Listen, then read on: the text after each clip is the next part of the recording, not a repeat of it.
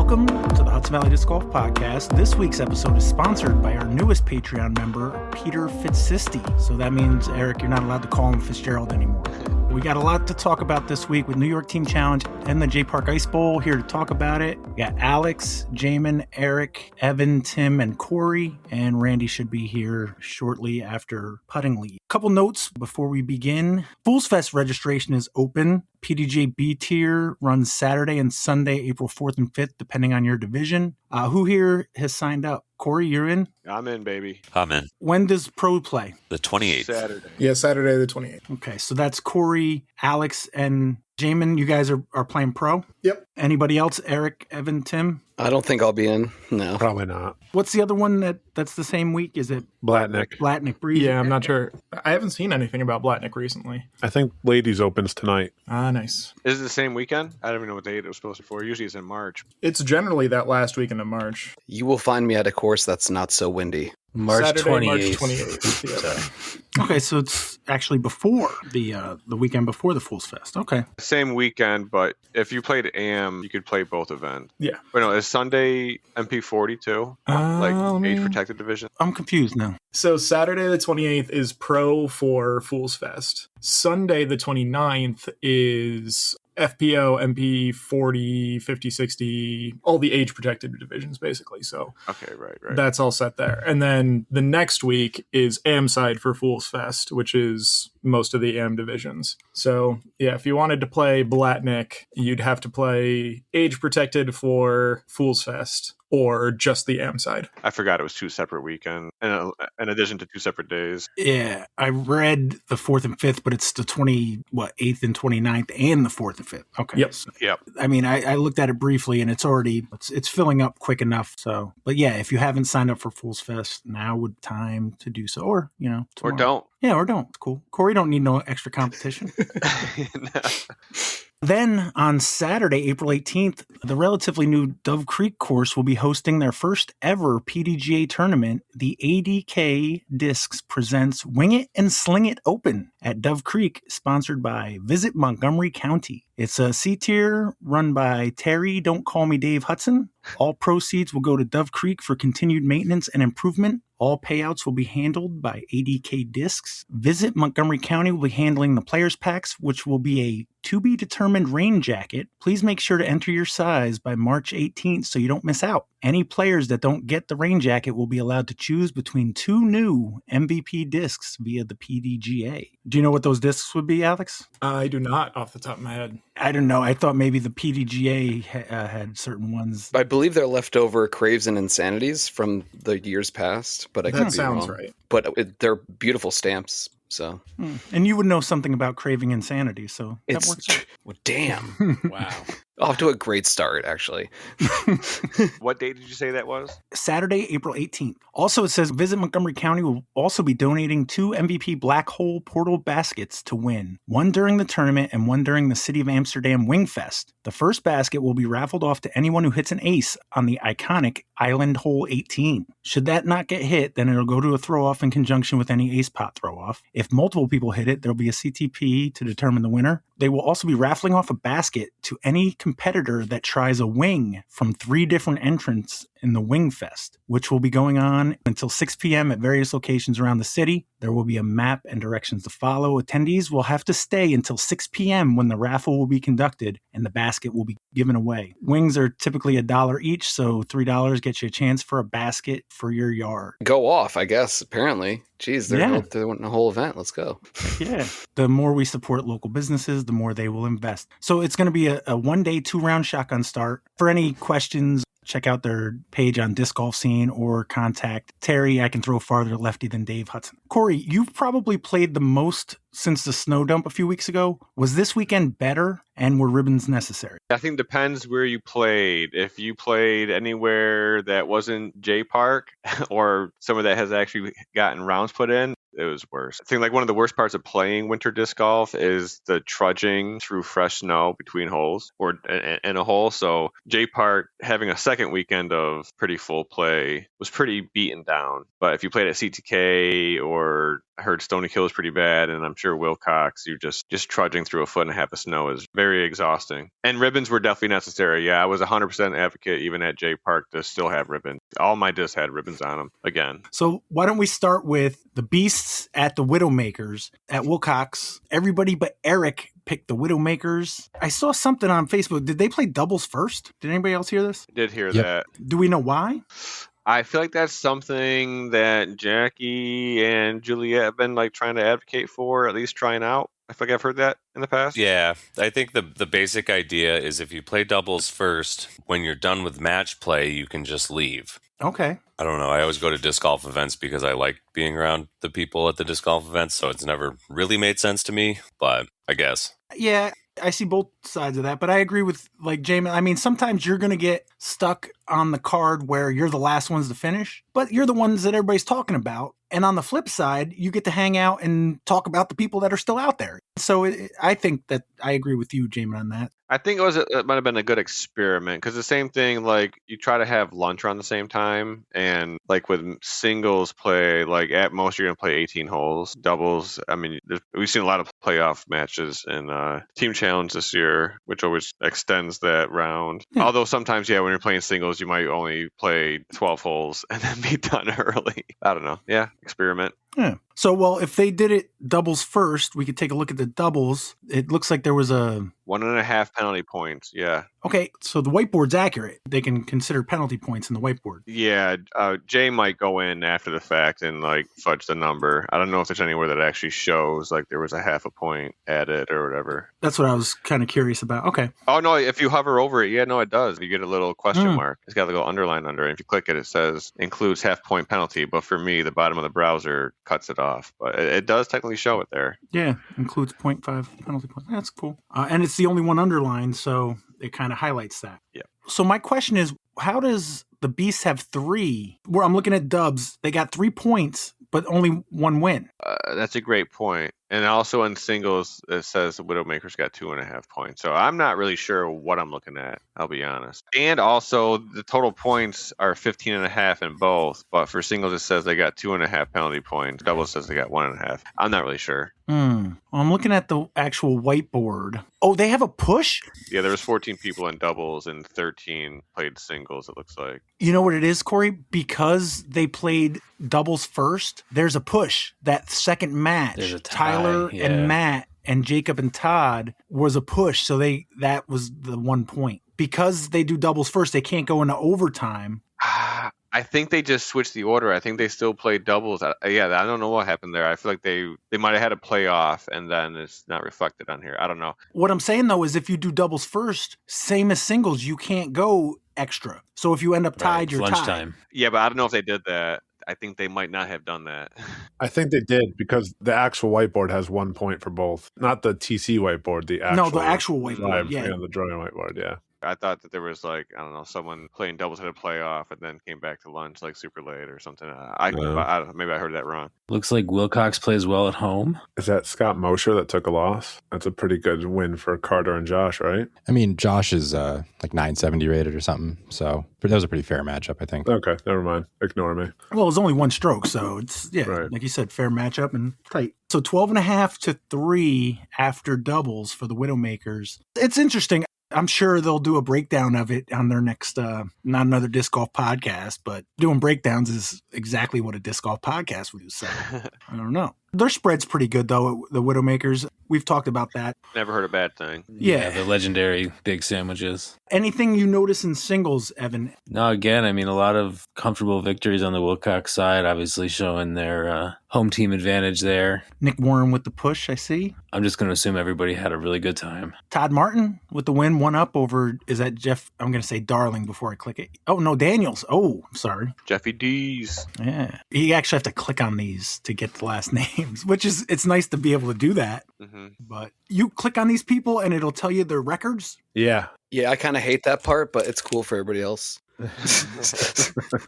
Jay's doing some awesome work with that. It's incredible, the stuff that's in there already. I mean, I still don't see the temperature, but that's cool. Or the R, but okay. John J.P. Hafner got the win over Winter Thorn Canellis. They don't put the thorn on the thing here, but yeah, it's pretty one-sided for the Widowmakers. They won singles 14 to 1.5. So let's see. On the TC whiteboard, I got the Widowmakers 26.5 to 4.5 and 26.5 to 4. So they match up. Both whiteboards match up. This is the first time that we've done this for New York Team Challenge, and I'm not even, I pulled all the whiteboards that were printed, but I'm doing most of my looking at TC whiteboard. Don't even know more. That's ancient technology. Well, I mean, I do have to go back to see the par and the weather. The weather is a big deal. I mean, that's a big part of it. I saw Kroenke posting about how it's the end of an era for whiteboard. It's not. You still want to be able to go get your hoagie or whatever, your 2-foot sub, whatever they have at Wilcox, and just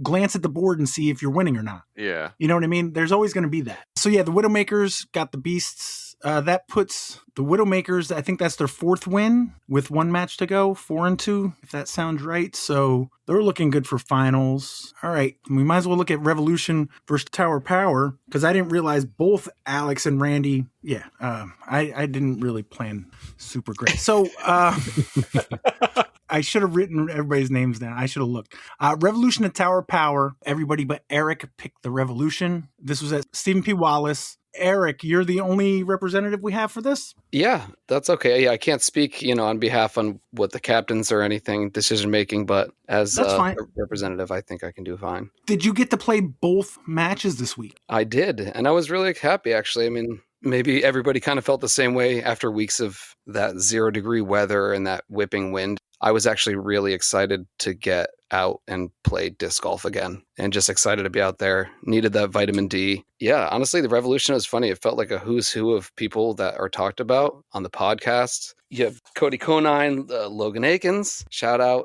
Yeah, you get to go up against the MA2 Hudson Valley Disc Golf Podcast Player of the Year in your singles match. It was almost too meta, actually. You went up against Logan, and you mentioned Cody, and he went up against Alcatraz. Exactly. So, yeah, your whole card is like podcast stuff. And it was really the first time I got to play with those guys. But I know going into it, obviously, it's been tough year getting points up, but I knew they were taking it really seriously. And shout out to Dan Perry for helping on the board. I think him and Kyle Moore, I think, were helping or assisting Kev in making those decisions. And I mean, I think ahead of time, they already threw out that there was going to be some sacrificial things. So going up against Logan on the card with Nick Alcatraz, as you said, and Cody Conine, I kind of already knew where I was going to be, but it kind of freed me up a little bit to be loose, and that was nice. And yeah, playing with those guys was great. There's no point of doing a real hole-to-hole breakdown with Logan, but it was funny. At one point, I did get back to 1-up, and for like a moment had like a sliver of hope because I was making putts and like feeling confident. And then he shut that down pretty quickly after that. And that's just low. And it was all love. It was a really fun matchup at the very least. And it was really awesome to get to play with those guys. So Nick and Cody's match was really great to watch, just back and forth the entire time. And actually it came down to ending on hole 4, and they were both putting out at around 15 or so feet for what was about to be a push, and Cody missed his putt. Nick made his, and that was all she wrote. And so good win for Nick. So you guys split the card. Split the card, which getting 1 point is always half the battle, I guess. And I was feeling better just warming up and making putts and feeling confident. Even with the loss, it's against Logan Akins, so I'll take it. So they had you by 3 after 1 round, 10-7. Which isn't too bad. Yeah, that's totally 3 points is actually great. I feel like after singles. Were there any other matchups that you know about that were interesting, or any like aces, anything that you'd heard about? I know that there was 2 aces before the match, because that's just how it works. And it was one of each team, I believe. I think either Cody or someone else on their team. We call those Randy aces, so they don't really count. But, That makes sense. Martha had another win against Danielle, which is great for her. That's the new player that you talked about the last time? Yeah, that's correct. This is her first season. I think not even a full year yet, so she's crushing it. 2 singles wins, at least according to tcwhiteboard.com. Yeah, we'll have to cross-check that, I guess. Looks like Dan P got Aaron Holpe. Yeah, so that ended us at 10-7. I see Krista Kovac got a win. CK, as you guys call her. CK. Tucker Kozlowski got a win for the Revolution. Bobby Don't Call Me Robert Hallam got a win. Yeah, Kyle Moore, who was helping pick, and great golfer, good person. Parker Cerrone. Dave Hudson, not to be confused with Terry Hudson. All right, so your guys' spread, from what I've heard, is usually pretty good. Anything of note? I think that's kind of where we shine. You know the food's going to be there, and you know it's going to be good, and we definitely bring that vibe check. We're at like out of 10, we're at a 10, I feel like. It's usually pretty good energy and a lot of great food. There's always home-cooked meals. And we came fully prepped. There was meatballs and mac and cheese. Always meatballs for some reason, actually, now that I think about it. And I have to give Evan credit. Super old episode for some reason of Not Another Disc Golf Podcast. And Jaimen, the Revolution Jaimen, was raving about this blue cheese and how he wanted to drink it. Jaimen Totino, shout out. So I'm glad I remembered so I could give him his flowers for that. Absolutely. So moving on to doubles, you're down 3. So Alex, what do they have to win if they're down 3 with 17 points available? They would need 10.5, right? Yeah, whoever's in the lead, you can just take that many points and you need that many. So they need 10 to tie, 10.5 to win. I always forget that, the flip-flop. So they need to get 10.5, which would be 5. And if there was a singles, I'd say a single, but looks like there's a triple here. Tucker Kozlowski, Parker, and Aaron against, is that Pete Fitzsisti? That's Pete Fitzsisti, and Patreon member. Again, Nick Alcatraz. He must have felt like prison all day. I'm sorry. He was a little bit of ball and chain, but it's all right. He doesn't seem to stress out too much. I realized I should really not click on your name, Erich. Thank you. Yes, as I said, actually, you can't click on my name, actually. Do not do it.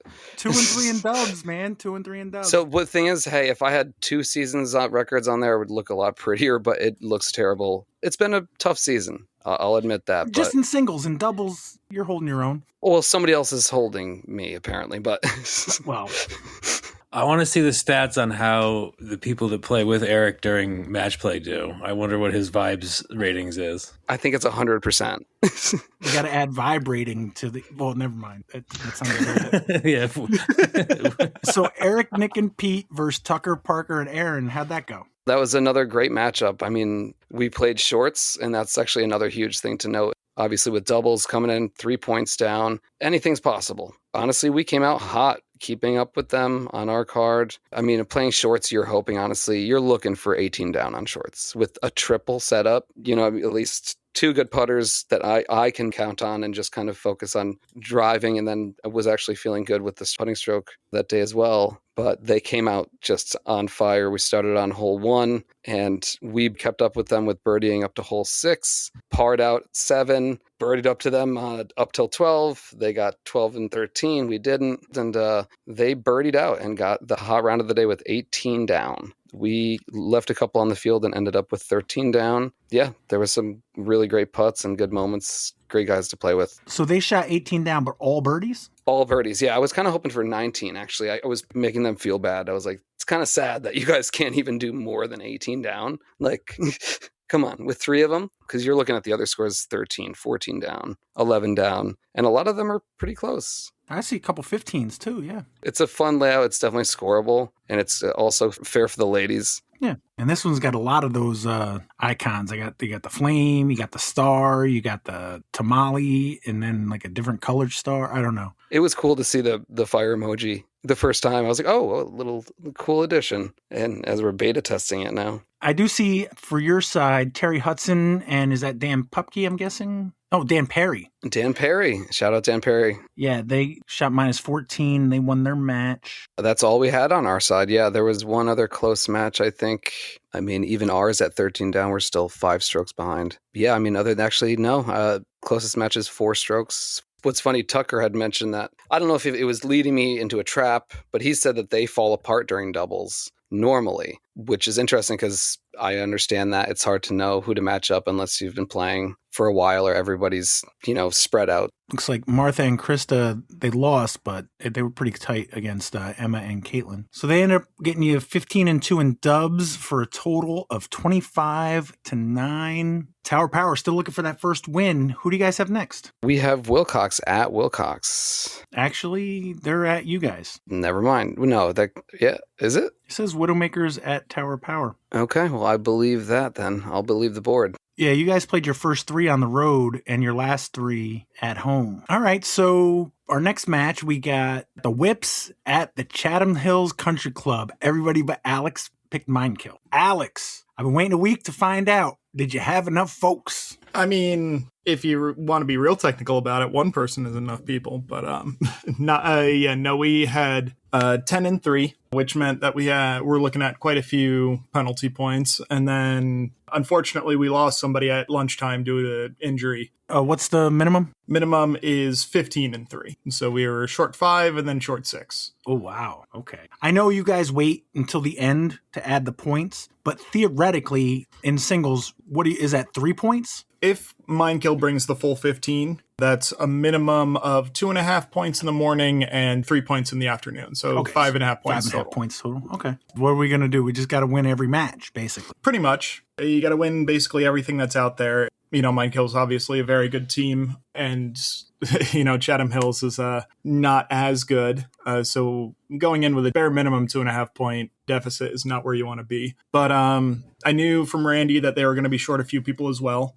So at the very least, it wasn't going to be maximum penalty points. At this point, it's just more, try and get as many good matches as possible. It's not realistic to try and win the match overall, so just try and keep people as happy as possible in the rough conditions. At least that's how I was looking at it. Randy, what about your situation as far as players making it? Yeah, I knew we were going to be short some people before Alex had mentioned that it was going to be like 10 guys. So a few days before that, I was like begging people to go and got us to 13. So it was kind of a relief to find out Alex was short some people. And I told people ahead of time if they were going to be sitting and what round they'd be sitting so that they could, plan to show up late if they really wanted. I wasn't super worried about like accruing penalty points. The end of the season really is going to come down to head-to-head, so the point diff I don't think is really going to matter. I mean, we kind of just went into it as a normal match, and I knew we would get some penalty points for free at least. So you didn't even have the minimum? No. You were 2 dudes short?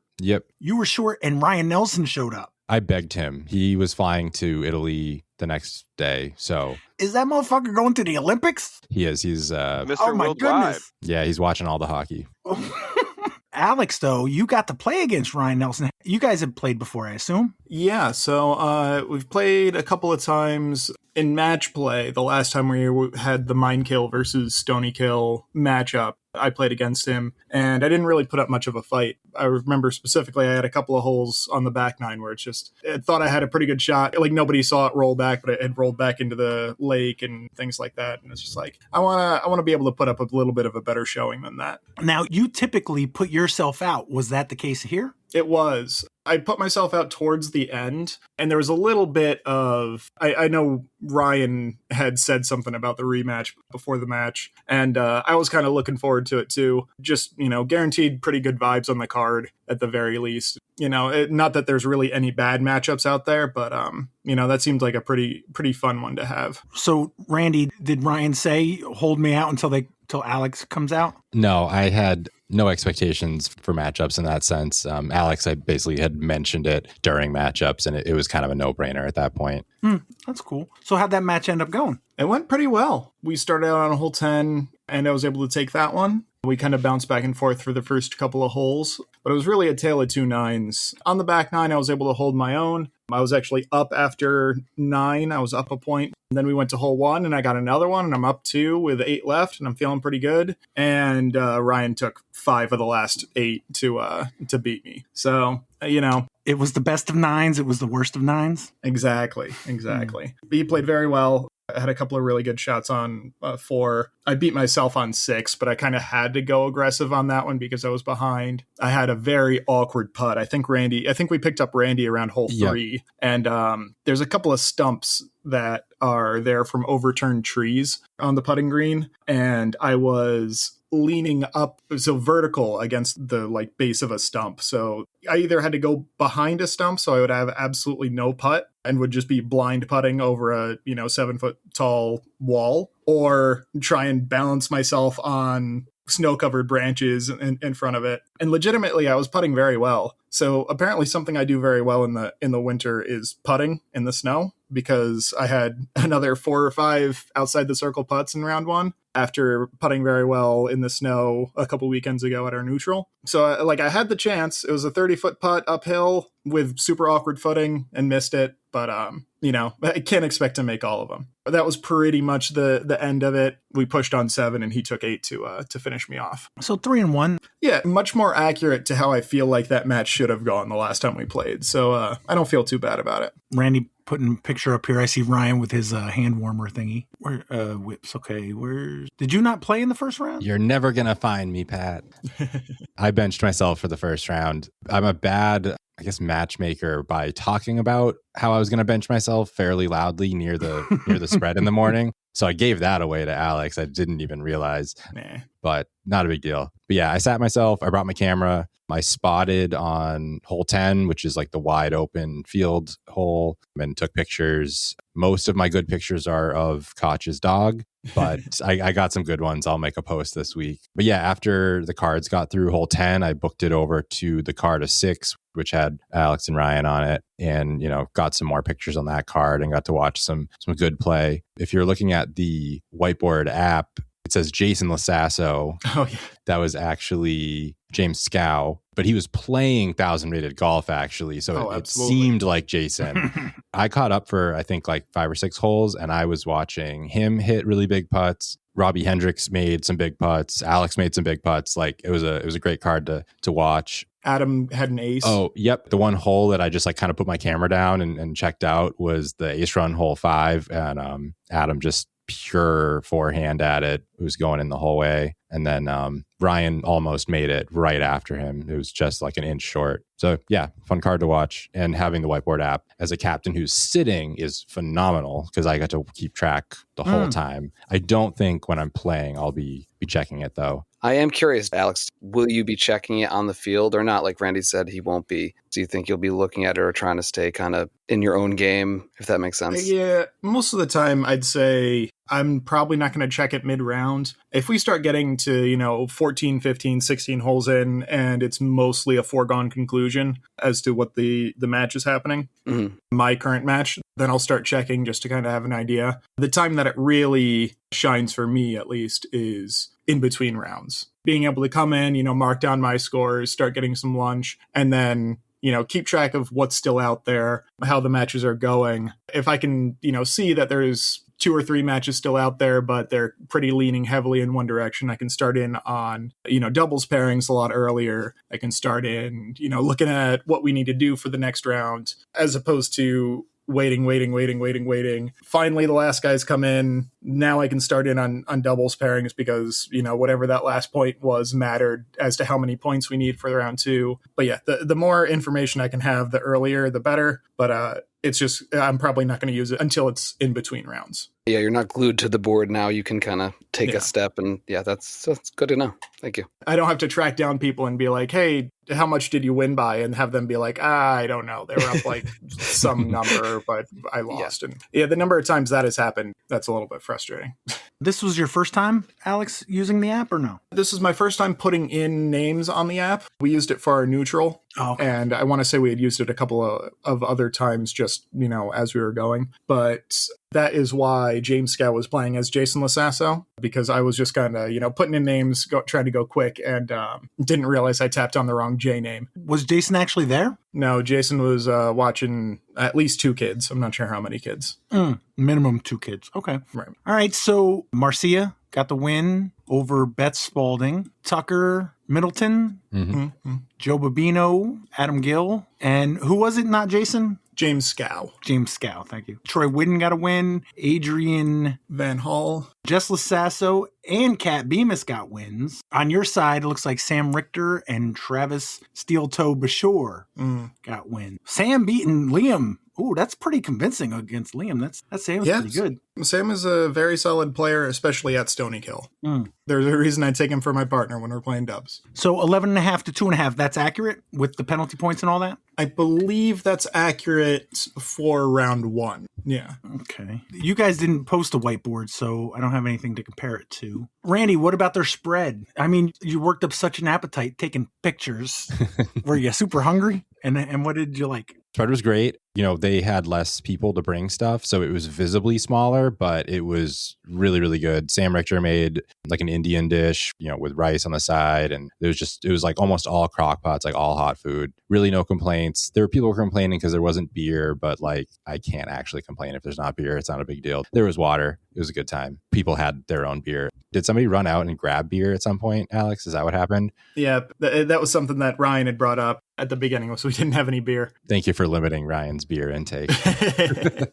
So we were on the 3 card, and the pairing that finished first, our guy was Peter Cornish, and he ran out and grabbed some beer after his match was done. So we appreciated that. But yeah, that was something I was really worried about because we have, you know, basically a third less of the people that we were supposed to have, not having enough food, not having the right amount of food. But people that did show up brought a good chunk. My mom was doing breakfast sandwiches in the morning and grilled cheese at lunch, brought mac and cheese, brought some cookies. I made the cookies this time, peanut butter and chocolate chip, and people seemed to like those, so I was happy with that. But yeah, it was a little bit worried, but it seems like we pulled through enough. Being that short of players and you still had breakfast, that's pretty freaking impressive. And there's that, what's it, a mile down the road, less than that, there's the shop you can picking up beers. The blueberry whatever. Yeah, something or other. I've never known the name of that place.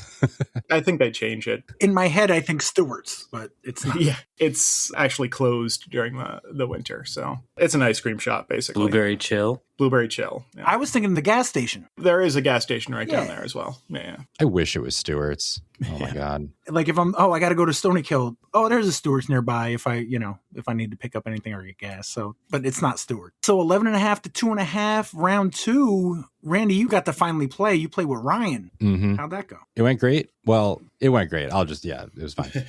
I couldn't figure out how to throw with ribbons on for, I feel like, the first 9 holes. Everything was fading out, or I was picking the wrong discs. I don't know what I was doing. Thankfully, Ryan had played round 1 and he was already warmed up and good to go. I think we were tied for quite a while. Maybe we were even down 1 for a while. And then at some point, we kind of hit a hot streak. This was against Alex and Sam, so I'll let Alex tell his side too. But yeah, we just had a good, clean round. I was luckily hitting putts when Ryan wasn't. It was good. We had the hot round. No complaints. Yeah, I'm feeling like it was pretty similar to round 1 in that on the back 9, we're feeling pretty good, pretty even with them. But then on the front 9, they were just a little bit more consistent. I got a few more birdies than we did. I continued my hot putting for a little bit to keep us in it, but wasn't able to continue it through the entire round, unfortunately. Looking at the round result from round 1 and then the penalty points, because we lost somebody at lunchtime due to injury. We lost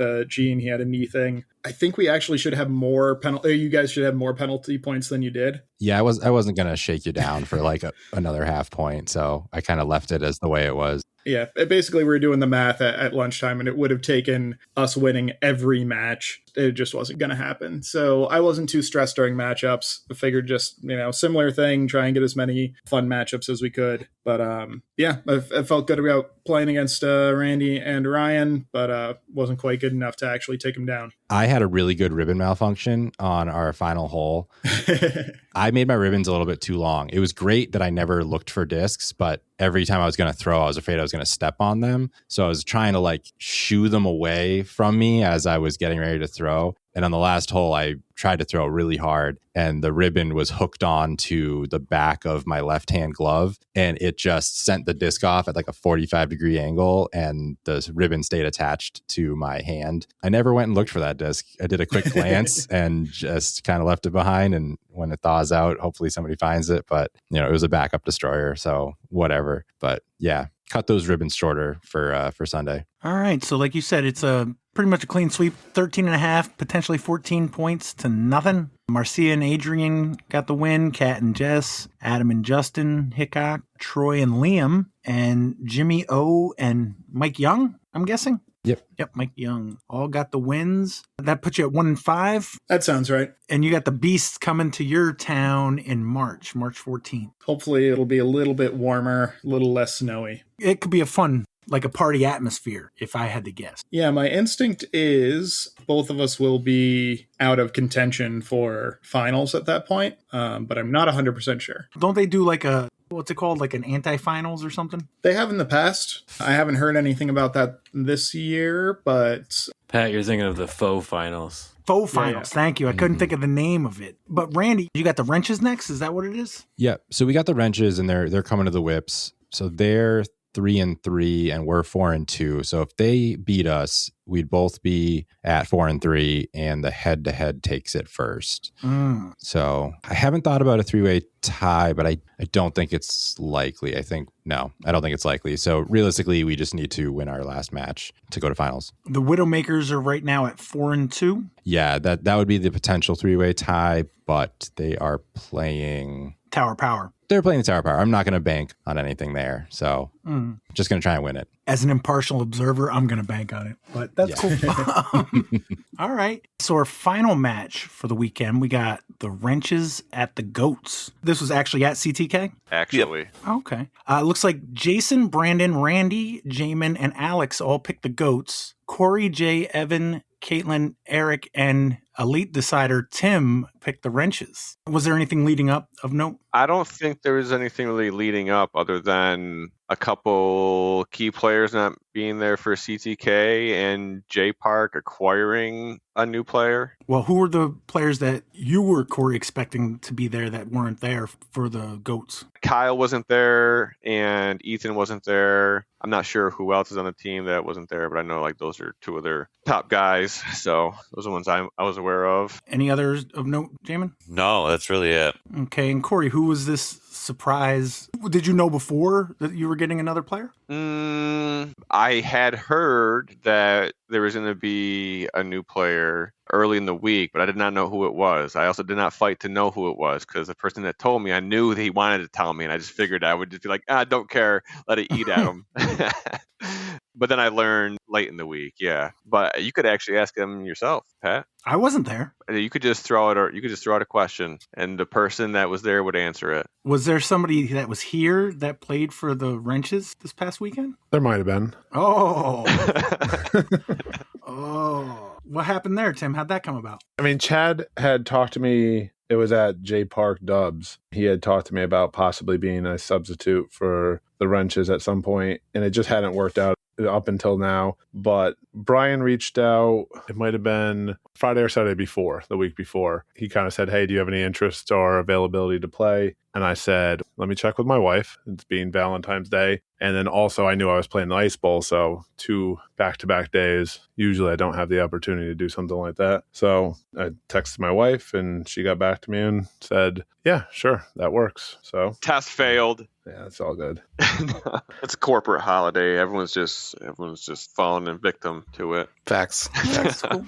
So, Jaimen, was there any kind of penalty points or anything? Did you guys have enough people? I think we were like one person shy of a full boat. There was something going on with the penalty point at some point. Honestly, I don't understand the rules of New York Team Challenge, so I really don't pay that much attention to it because they're confusing. I think we got half a point. I don't know if it was for both rounds, but I think that's how it worked out. Something like that. Yeah, because round 2, there was 17.5 points. Round 1, there was 17 points. So I think we just got a half a point in round 2. Did somebody leave? Is that what happened? Do we know? I have no idea. I'm sorry, Jaimen. I always forget that you aren't actually a captain. You're good. I always get involved with everything. I was doing matchups and stuff, or I was helping out with that kind of stuff. So I was on some level captaining, but yeah, it doesn't make sense. I got you. I think John Stefan left and Brendan Sis came in. Is that right, Corey? I know Brendan did come in, but I guess John left. But yeah, I don't know how that worked. I think John left because I talked to him after lunch and he was headed out. I mean, that doesn't account for that's still an even trade. So yeah, that's what I'm saying. I think it might be a question for Kate when she comes on next. That's cool. So you were still healthy at this point, Jaimen, I'm assuming? No, this cold's been kind of like growing for a week. I don't know if it's a different cold that I had last weekend or if it's just a continuation that's very different, but I've been basically sick for like 10 days now. Oh, goodness. So how'd your matchup go? You played Adam Nelson? Yeah, it was good. I played on a card with him and Kate and Millie Smith. It was a good time. Adam's a great guy. He's a disc captain. I've played with him a bunch. We play at Putting League every week together, so it was fun. It was a good match. About a quarter of the match in, I made the joke that, okay, let's just push all 18 holes. Then, like, he just made a couple mistakes on, like, the next, like, 3 or 4 holes in a row, and I got those. I was like, all right, well, never mind.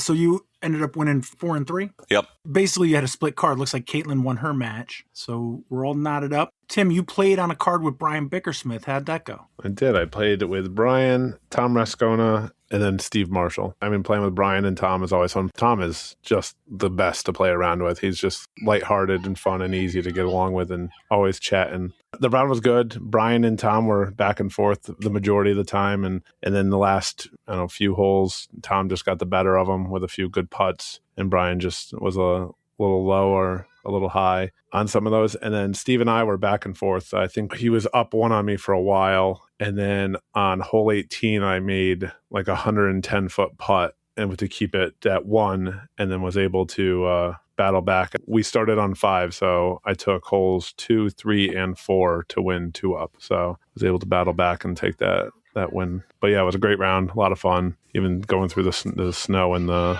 hike through CTK, it was a good time. Again, another push, so we got 2-2. And Corey, who'd you play? Nick Cardone? Yep, I played against Nick Cardone on a card with Josh Lee, playing against Little A.B. Bohansky. We played from the Reds all day, which was great. I don't know if I've ever actually played the Reds there, especially not since they've been kind of changed around on some holes. You still walk like the whole course, so you're still trudging through most of the snow, which was, like I said, super exhausting. But it was good. Yeah, it was a nice day compared to playing the previous 2 weekends where it was like single digits. My match against Nick, I got a couple holes on him, and then he'd get one, then I get a couple more, and then he'd get one. So I kind of had I wouldn't say a comfortable lead, but I had a little bit of a cushion the entire day. Nick's a great putter, and even in those conditions, it was hard to get the disc towards the basket, even on some of the shorter holes with mostly standstills. And actually, he was wearing sneakers with like exposed socks, so his feet were probably frozen within the first 4 holes. I was wearing full snow gear, like waterproof pants over big clunky boots, because I wanted to make sure I stayed warm and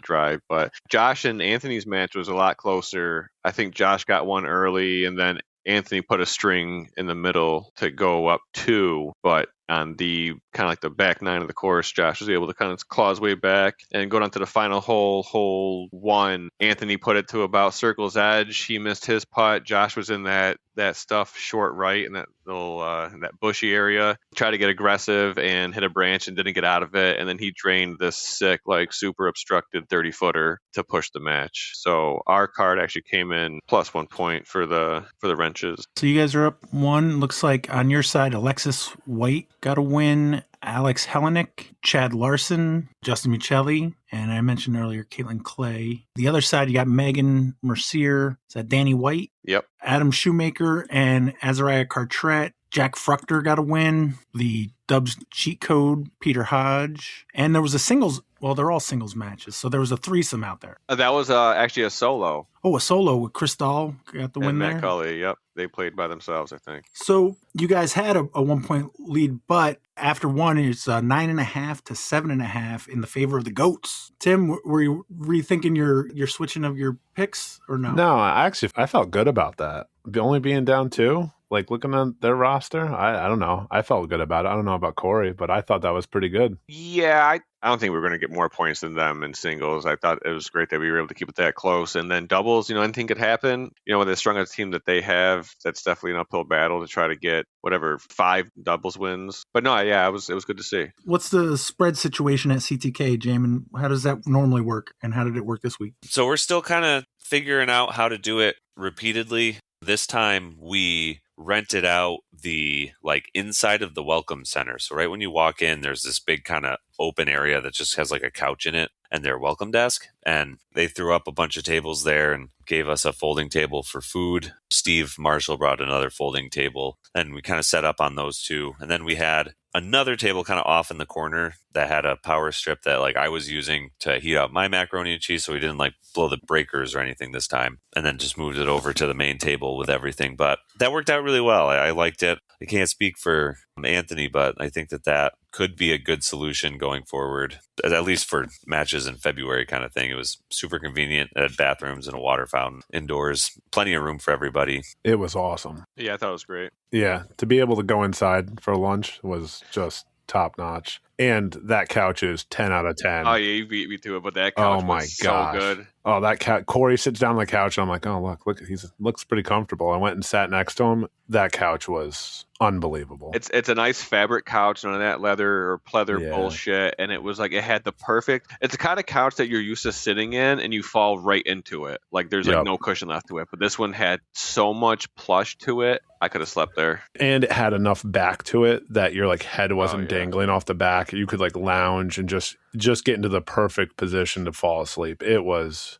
I'd pay a lot more money for that couch than the couches I'm used to acquiring. Me too. That thing, it's perfect. All right, I'll let them know that there's buyers for it. Let's talk more couches for sure. Not only that, they had two like chairs that looked about to be exactly the same. So yeah, normalize having a couch at your spread.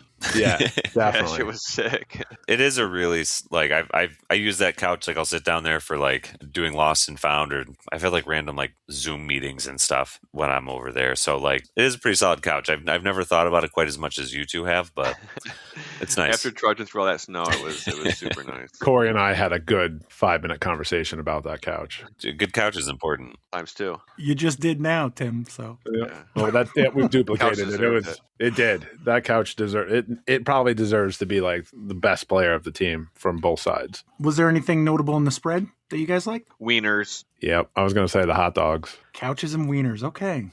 I mean, there was that was definitely, that might not have been like the best thing at the spread, but like I'm not really used to like maybe a couple times I've seen someone like just had like a crock pot full of like hot dogs, and when you haven't had a hot dog in a while, man, a hot dog. It's definitely off season for hot dogs, so anytime you have it at this time of year, it's going to be a while since you had one. So yeah, I 100% get that. And they were like, I don't know if like usually they're called like Snappies or like the harder casing ones. What do you call them? Sabrettes. Well, that's the brand, but no, like Snappers. You're right. Yeah. I know it's like the brands, but yeah. If they have the little, like twisty on the end. Oh yeah. With a hot dog, it snaps. With a piece of sausage, it burns your mouth. It squirts in your eye and burns it. Shoots molten hot magma at you. Exactly. And Kat's brownies. Yeah, those were good too. They were like deviled eggs. Yeah, she made them shaped like eggs, but then there was like a cream filling inside of them instead of the yolk fix. Those were really good too. And that's Cat Chacha? Yeah. There's a lot of cats in the area. True, very true, yeah. Specify. I know, Jaimen, it was obviously your spread. Anything of note? I thought everything was pretty solid. Steve Marshall made a vegetarian wild rice thing. I don't know exactly what it was, but it was delicious. Yeah, I was just mostly just being happy to be inside, not trudging through snow. All right, so round 2, you guys are down 2. Corey, who'd you play with? Alex Hellenic? Yeah, I got to play with Alex Hellenic again. We've been kind of like a classic dubs pairing. And we played against Nick Cardone and Adam Selman. So I got to play with Nick Cardone. They're two best players. Yeah, maybe not this time. I might have to give myself a pass this time. Actually, the funny thing is, Nick and a couple other, I think Azariah and Jack, they were having ribbon problems. Halfway through the round, we started looking for a lot of Nick's discs because he didn't really have any ribbons on him anymore. So I actually happened to bring my full kit, like scissors, ribbon, duct tape. So in between rounds, Azariah, Jack, and Nick Cardone had like an assembly line in the corner of the spread area. They had like a pile of like 40 discs or 30 discs. They're drying all the discs off, and I showed them the proper way to ribbon a disc and the proper tape because they were using like packing tape, which doesn't even stick to cardboard when you're trying to use it, let alone a disc in the winter. That's 2 weeks in a row you've mentioned ribboning discs at the location. You don't worry about them being cold or anything like that? Well, they weren't mine. Like mine were that's good, fair. but theirs, like worse. They're already like worst case. They just don't have a ribbon again. So like it was worth trying. But also like they were doing them inside. Like I think if you were like stuck outside in the cold, trying to re-ribbon them is probably not going to work that well. And to be fair, while we were eating lunch, the 3 of them talked about going out to the helicopter pad and just throwing all of their disc off the tee to keep warm. Instead, I was able to say, like, I don't think that's a good idea. You should do something else. And they just had to re-ribbon their disc. You throw a disc, and then you're going to spend the half the time finding it. Yeah, they wouldn't be ready for tee time. And then in doubles, like, if you lose it, you're almost better off not throwing it all, because if you can't find it, then you're not going to use that one anyways. Maybe not. I guess I understand what you're saying. We've talked about it before. You can lose one 20 feet from the basket. Yeah. And we did play if you lose your disc, or, you get wherever the group decides you were at. So I guess what I just said isn't really super accurate, but I don't even know how I got on that tangent. But we played against Nick Cardone and Adam Salmon. Me and Alex were just kind of hot. I don't really know what we were doing. I feel like I was throwing really well on Saturday, and Alex was coming in clutch a few of the holes where I was kind of struggling, but we were both putting pretty good. I think partway through the match, kind of like looked at the whiteboard and saw that, doubles really not going too good for us as a team. But that's when I noticed that me and Alex were kind of on a tear. Like through our front 9, we were already like 7 down. And then our back 9, I think we birdied everything but one hole. Granted, we're playing reds and some of the par 4s are like tweener distance, I suppose. But for the reds, it makes sense. And we were able to shoot tied for the hot round of 14 down to Nick and Adam's 8 down. They were playing good too, but I don't know what got into me and Alex. We were just kind of shredding. Tim, you played with Chad Larson? Yep, I played with Chad. MP40 player of the year. Yep. Yeah, that was fun. I get to the tee, and he tells me he shot 4 down himself, so he's expecting us to get at least 8. And then he said, we'll add a bonus one in. If we don't get 9, then, we weren't doing our job. So he told Danny White and Tom Rascona to beat us, they'd have to get better than 9. And they sure did. I mean, Chad and I shot 10 down. Danny had a really awesome playing with Danny White is always a good time. He's just, watching him play is great, and he's just a good guy to have on the card. But watching him throw some of these shots is just, he's at one point he was like, oh man, I'm really losing my distance now that I've hit 60. He had the best throw on the card, outdrove everybody by, 15, 16 feet. But yeah, it was really awesome. And they had, I'm trying to think where it came down to it. Danny had on hole 1, Tom threw into the shrubbery. So they were on the other side of the bush in the jungle between the basket and the fairway. And there's a little path through that Danny made the putt. And that was where they took it. And that kind of, after that, Chad and I kind of lost a little bit of steam. We did get hole 4 to pull it in to make it a little bit closer. I think we were down by 3 and we were able to get back to just 2. So I think they beat us. They were down 12 and we were down 10. Just to point out, you guys started on 5, so yeah, 1 was kind of near the end of the round. Yeah, that putt kind of was the dagger when it went through all the vines and all the bushes and was dead center. But yeah, great day, good round, a lot of fun. So I was happy to really appreciate Brian and Chad reaching out and giving me a spot for the weekend. It was a lot of fun. Nice. And Jaimen, you played first of your 2 mixed pairs doubles on the weekend. You played with Megan Mercier. How'd that go? It was super good. We got to play against Melissa and Jay. That was a very fun card. We started off on hole 10 and kind of a lot of back and forth in the woods. But then once we got out into the front 9 in the open, we kind of just hit the gas. I think we birdied 1 through 8 to almost finish. And then we went over to 9. After hole 8, Jay was like, what do you guys say we just write a 3 down for hole 9 and leave? And Megan was like, well, if we birdie hole 9, we get our share of the fire emoji. So we went over to hole 9 and parted. But it was a super fun round. Jay was hitting a lot of really big putts at the beginning to really put the pressure on us. But once we got into the open, we kind of just sped off. Well, you didn't get the fire emoji. You got, was that a hot chili? Yeah, we were talking about. I was like, maybe you should have a hot round for the women's card or the mixed card. And he told me he did that. I got a message from him on Sunday that I added a spicy chili. The only difference there is from last week is that if you mouse over, it doesn't say hot round. So he's probably got to figure out the verbiage and a lot of he's got to tell AI what to do basically. So yeah, even at the match, I was joking. I was like, I don't know if that makes any sense though. At some point, it's going to be like, all right, well, this is the blue flame for the card that did better than they were expected to do. And, I think it's a slippery slope, but he'll have to have a key at the bottom.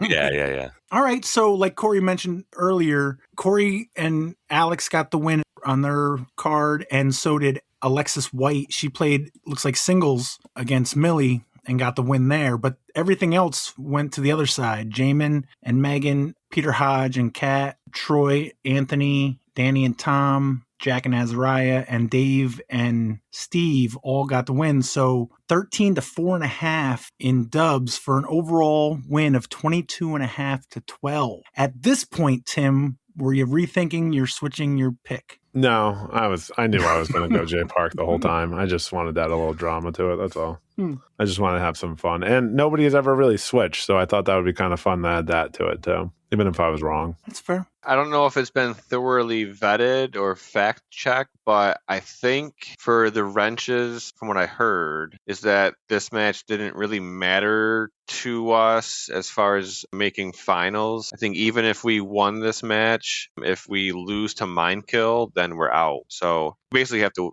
beat Minekill is what it sounds like to get into finals. This match didn't really mean a whole lot. What's your record? Is it 2-2? I'm showing Wrenches, Widowmakers, and Whips all at 3-2, and then the Revolution at 3-1. We've lost 3 matches now. Yeah, we've lost to Burbine, Saratoga, and the Goats. It looks like it's a fight between the Wrenches, the Widowmakers, and the Whips for the 3 and 4 spot. Yeah. Hey, it's a little more competitive than we thought. Oh, yeah. Looks like 6 teams going into the week. We're still pretty much alive for playoffs. But Minekill, I assume that's your last scheduled match? It is, yeah. We'll be playing at Minekill. At Minekill, that's March 14th. And the Goats will be at the Revolution. Ooh, the 1-2 matchup. That could be a finals preview. Could potentially, yeah. So it looks like Jason, Brandon, Randy, Jaimen, and Alex were correct with their picks. Erich ended up the week at 1-3. Caitlin, Evan, Alex, Jay, Corey, and Tim were at 3-1. Jaimen, Randy, Brandon, and Jason were at 4-0. So our standings as they are today, Erich is in 11th place at 9-13 with a 409 win percentage. Bing bang. Alex in 10th at 13-9 with a 591 win percentage. Evan is in 9th at 14-8 with a 636 win percentage. Brandon in 8th at 13-5 with a 722 win percentage. Caitlin in 7th at 16-6 with a 727 win percentage. Jay Gorsage in 6th place at 3-1 with a 750 win percentage, which works out perfectly because I feel like 750, 3-1 is probably the most common result for a week. So he's kind of the litmus test. You got to be above or below Jason Gorsage to know how you're doing. 5th place, we got Corey, 16-5 at a 762 win percentage. Tim and Jason are now tied with 17-5, 773 win percentages in 3rd place. And Randy and Jaimen in 1st place, 19-3, 864 win percentages with, I want to say, 5 matches left? I think if I looked at it correctly, there's 1 week, which is 4 matches, the March week. And did the Beast play at the Revolution yet? I don't think that neutral has happened yet. All right, so there's 5 matches there. Then we got to figure in finals, but we're getting down to the nitty and the gritty in New York Team Challenge. We also had this weekend the Discap presents a 20th annual J Park Ice Bowl driven by Innova CEP Charity Not Rated. Tournament director Jeff Wachowski. We can go through the team names. In the RPA, the gold division, we had Megan Mercier and Justin Muccelli, Duncan F. I think they were acknowledging who Justin's real girlfriend is. Is that Duncan Farquharson? Yeah. Or Farquhar himself. Yeah. Farquharson, which... Not Farquharson. I knew it was... yeah. I've been remembering it better because the U.S. has a what sport was it? Luge. Yeah, I saw that, yes. Yeah, from Utah. I wonder if they're any relation. Yeah, at some point I'm going to have to ask Duncan how he feels being the second best Farquharson at sports. And Marcia Focht and Jaimen Hume, AI-generated name. Where did you get your name from? We couldn't think of a name, and rather than doing what everybody does when they're uncreative, we just used AI-generated name and cut to the chase. So instead of using AI to generate the name, because that's usually what you're supposed to type in, I think that's supposed to be your prompt should be. I did consider just leaving the "here's your answer" in the name itself, like some people do when they mess up posting on Facebook or whatever.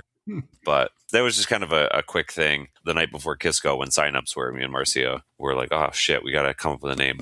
and that was the first one that came to mind. Other than like Team Challenge or something, had you guys ever played doubles before in an event? Yeah, I think we've played this tournament before. I'm not 100% sure, but I feel like we have. Marcia reached out to me. I'm always one of the kind of people on her list of people to play doubles with. I think she usually tries to play with another woman first, and basically everybody was booked, so she reached out to me.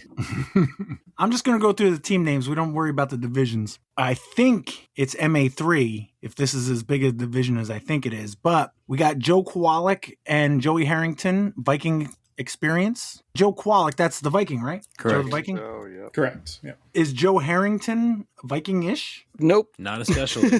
Nope. Or is he just getting the Viking experience? No, he's getting the Viking experience. Exactly. You hit it on the head, actually. All right. Millie Smith and Matt Beaver, Slightly Broken. Jeff and Carletta Darling, Oh My Darlings. I mean, that's a slam dunk. Mm-hmm. Gary R. Fox and Phil Rogers, Gap. That's GNP, I assume. You know, Gary and Phil. Then we got Bill Buckner and Raylan Buckner, the Fun Havers. Murray Lorberer and Paul Heath, the Fun Fellows. Eamon Foster and Jim Burns, the Disgusting Habits. That one I've seen before, right? Disgusting Habits. Yeah. Valentino Beretta and Rafael Beretta, Crash into Chains. At least they hope to. Ron Tyre and CK, Krista Kovac, CK's Fat Tire.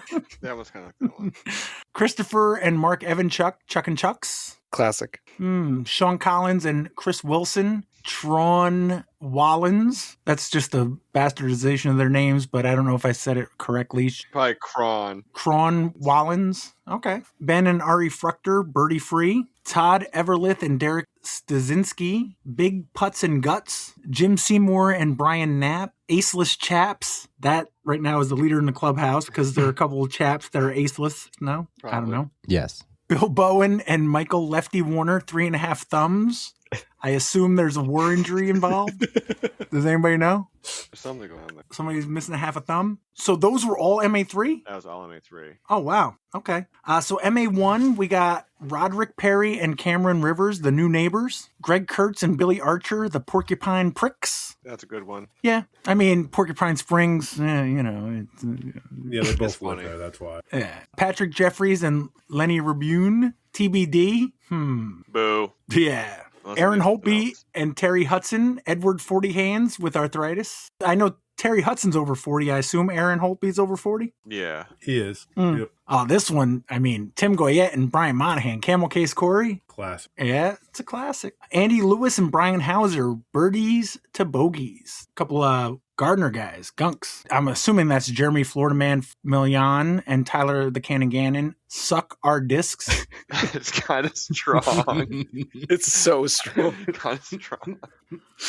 Nicholas Cardone and Kyle Dewin. She Nick on my doing till I Cardone. No. I don't even get that. That's kind of funny. All right. Kevin and Henry Relier. Relier or not, here we throw. That's clean. That's clean. It's way more wholesome. Yeah. Yeah. Matt Sharp and Ben Pickering, Wreck and Crew. Like Wreck and Crew. Yeah, okay. Logan Akins and Cody Canine, the Puttheads. Gregory, is that Lai? Lay? I think it's Lie. I'm not sure. Lie. Gregory Lai and Mark Davidson, Putt Pirates. Puttheads and Putt Pirates back to back. That's kind of funny. Ross O'Toole and Matthew Knopf, Nomentum. And Evan Parsley and Eric Struna, the Killer E's. The Killer E's. Have you guys thought of having a more suggestive name? Well, you know, we were thinking really on the nose, like suck our discs, you know, something like that. More like that. Yeah, maybe. No, we're two suburban Wu-Tang fans who wanted matching hoodies. And our MPO division, we got Corey Cook and Kyle Hirsch, the Uncrustables. Like, not Uncrustable, but Uncrustables, because they're bulls. Adam Nelson and Jay Gorsage, Tech Support, because they're nerds. And Jason Lasasso and Randy Bemis, Be Missing Our Wives, because they're lying. That is all to say that at least 2 or 3 of these teams had dropped out by the time we played. So some of them got free mentions without ever having to actually throw a disc. Well, that's the problem with them cutting out the team name with the final results. So, Jaimen, you were playing the mixed division with Marcia, and it looks like Justin Muccelli and Megan Mercier were your competition. It's a 2-round event, doubles. You played South in the first round and South in the second round. Was that weather related? We played West first round and South in the second round. I see that now. And not just West, but West 19 playing hole 36 from the white. Yep, because if there's a day that you needed an extra hole, it was yesterday. And to shovel day of. Yeah. Luckily, the guy who started on that hole had a shovel in his car. I know, You did a it's great me. job, by the way. You did a great job. The tee pad was great.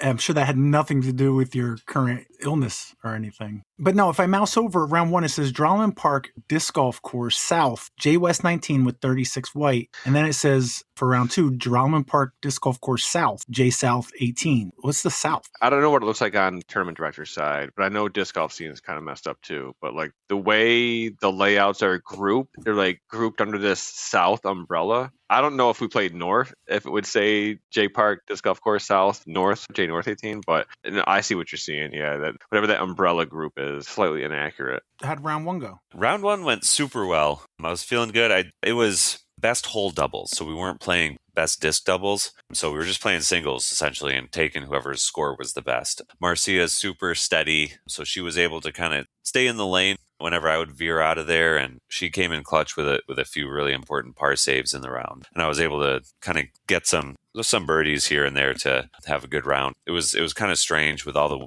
weather and stuff. I was playing in like muck boots, so I've got these big clunky boots that are like almost up to my knees, and I was able to string together some pretty solid birdies. I birdied 10, I birdied 18, which are holes that I don't think I birdied when it's 75 and sunny out. And you got both of them too? That's a rare day. Yeah, absolutely. I was like, what the hell is happening? And then, managed to get some of the more standard ones along the way as well. So everything worked out pretty well round 1. Par 60, so you shot 7 down, it looks like. Yep. In the first round. And Megan and Justin shot 2 down, so you had a good 5-stroke lead on them. So what about round 2? That was on South. Yep. Round 2 is I was starting to feel it a lot more. This tournament was on Sunday. It was after New York Team Challenge, so that's the 4th round in 2 days. I was fading fast in that round. I was having a lot harder time just keeping stuff in the fairway and throwing good shots. So on a couple of those longer par 4s, 36 and hole 3, Marcia was really kind of carrying us through those holes. And those are spots where you need a longer drive. And anytime I tried something, it just wasn't working out the way I needed it to. So definitely kept it interesting for longer than we wanted to, but we were able to kind of tighten it back up in the end and finish strong enough. But yeah, definitely the sloppier of the 2 rounds. And this was just straight up dubs, right? Yep. Did you guys buy any mulligans? We did. Marcia bought mulligans, and we used one of them the entire time. She asked a couple times, like, should we use a mulligan here? And I was like, on hole 3 and 36, I was like, I don't know if there's a point in it on these holes, like I didn't feel like we were going to get any advantage with anything on those holes. So maybe at the end of the day, we could have used them, seeing as we only used one, but it didn't feel at the time that an extra shot was going to help anything on those holes. I felt like the faster I got out of them, the better. So you guys shot 1 under in round 2. They shot 4 under. So you ended up winning the gold division by 3 strokes. It was super fun. Playing with Justin and Megan was a blast. Marcia is always super fun to play with. I felt bad that I wasn't able to put a better score out there second round. Going into lunch, I felt pretty good with our score, competing with basically any of the other divisions. But in the second round, things kind of caught up to us overall. Did you ask her about putting a smiley face on the Pop-Tart? I did not. That's cool. MA3? Nobody here played, right? MA3? Nobody on this podcast is MA3. No. Come on, Pat. Hey, well. Not that there's anything wrong with that. We don't have that perspective. Yeah, we're past that. On. It's not a matter if they play MA3. It's whether they are MA3. Gotcha. Okay. Boom, roasted. What do you got? But there was a tie for first place between Jeff and Carletta Darling and Eamon Foster and Jim Burns. They both ended up at +7. It looks like Eamon Foster and Jim Burns won in some kind of playoff. Does anybody know how that went? No idea. No. Corey, it was 1 hole, right? Or did you not know? Nah, I think I probably left out. Nah, I have no idea. Okay. I think I read somewhere it was 1 hole. This is where Jack would say, listener, this is the quality of my reporters. I'm just saying, you know. I was in the car taking off my second pair of wet socks. Mm-hmm. I was home, I think, by that point. Speaking of wet socks, Evan and Erich. How'd you guys round go? We had a great day. It was great to get the team back together. It was fun. We were throwing the glitch around the field to warm up, and then we got to play with Dan Perry and Cameron in the first round. That was a ton of fun. Those guys are super chill. I heard you play with Andy and Brian in the second round. We did play with Andy and Brian in the second round. That's true. It was several holes into the round until we kind of figured out that Andy, a.k.a. Wheels, and then we were talking music and whatnot. It's just going to happen naturally, right? I think it just like stumbled upon the fact that they were them. Well, tell us about your first round, and then we could talk about what are you doing, Brian? I'm just, I get excited. You know, I'm easy. I was excited when we found out, and I told Erich, I want to message Pat, but he doesn't like redoing conversations, so I'll just save it. First round was great. Like I said, warming up with the glitch in the field was helpful because I was all over the basket from inside like 100 feet. Had a big putt on 10. Erich was playing great. Card was awesome. End of the round, I think fatigue set in. Couple mental mistakes. We left a couple strokes out there, but overall, super happy with the way we played. Yeah, I feel like it was just, to more on Evan's note, just gassing out after that first round with Team Challenge the day before for myself. But mentally, I was excited to be out there and to have the band back together. I heard from Andy. He sent me an email with another song. But everybody likes the intro and the outro, right? I mean, it's classic. Yeah, I was going to say. It was interesting kind of hearing from him about it, that he sent it to you as kind of a maybe just an idea that he did on his iPad and you ended up running with it. And he's like, I think I owe him an upgrade on the song. But it was just cool kind of getting to know those guys a little bit. Very chill. Yeah, he just was like, I'll send you a few samples. And he sent me like 2 or 3 songs. And I just found a clip of it that perfectly, well, I don't know perfectly, but it encapsulated what I was going for, which was very laid back. It fits. It flows. Yeah, I guess don't fix what's not broken. Well, he did send me another song, which I thought was pretty good. So what I can do is I can use that for when Evan is listing the locations for finals or something like that. You know, the transitions. I was thinking when you got the bonus material at the end, you know, so you know to stay on for a little bit longer. You don't cut off as soon as that comes in. If you really want to stay on till the very end to hear Jaimen's brother-in-law's dog or whatever it was barking, you know, that kind of stuff. Cue into the music to see if it's different or not. Yeah, we were talking music during the round. You know, he mentioned he played keyboards, and I told him I played bass, and we were having that conversation before it even came up the podcast. So it was kind of neat. It was like, oh, no shit, like, nice to meet you. Yeah. And real quick before I forget, I know we're past that, but shout out Dan Perry and Cameron. They were awesome to play with, and they were playing really well, and they were even. We were even, and then we gassed out and caught, I think, 2 strokes. Pretty quick, Evan. Yeah, plus 3 for after the first round. Well, you end up plus 2 overall, so... Yeah, we went 1 down in the second. Couple of birdies. We got 5 and 9. Yeah, but don't look over the fact that they were highlight shots. All right, let's not forget that now it's round 2 and 9. That was the forehand throw in. Everybody's forgetting how it got warmer. And then now, especially after that warmer day, now the snow. I'm against ribbons. Don't throw them. Didn't need them on Saturday. And then during the second round at J Park, it was like Randy was saying, there was points where I, playing with Evan, was like, at certain point just said, I'm not even going to look for it. Like, it's a waste of energy because we were spending so much time looking for lost discs. Yeah, a little bit of context on that. I was the card behind them. Put ribbons on your fucking discs. Okay. Eventually, Erich started throwing my discs, which had ribbons. But yeah, sorry, Jaimen. That's all right. It's just a really weird hill to die on. I didn't realize it was a hill I was going to die on because the conditions weren't that same way the day before. And had I known that, then I would have changed it. And I had told that to Evan and started throwing his disc specifically for that reason. Too late. But yeah, well. Hey, you guys still finished in the top half of MA1 in a doubles tournament. So you guys did pretty well. Yeah, no, it was great day. Had fun. Sorry, Jaimen. Well, we had Nick Cardone in front of us, and he lost his whole bag. So we were also waiting on them as well. So it was a cascading effect. Sorry, Jaimen. That's true. And you guys did end up beating Andy and Brian by a stroke. Boom. It felt like we could have been doing better. And then I looked at the scores at the end. I was like, oh, we beat those guys by a stroke. We were, right in the middle of the pack. Like, not bad. It was a good day. We had to lean on each other. Like, there was a lot of good doubles golf, which was great. If one person was missing a shot on the second round, we found a rhythm where we could make it up for the other partner. Yeah. Moving up the MA1 board, we got Camel Case Corey. How'd that go, Tim? Yeah, it was good. Brian hasn't been playing much lately.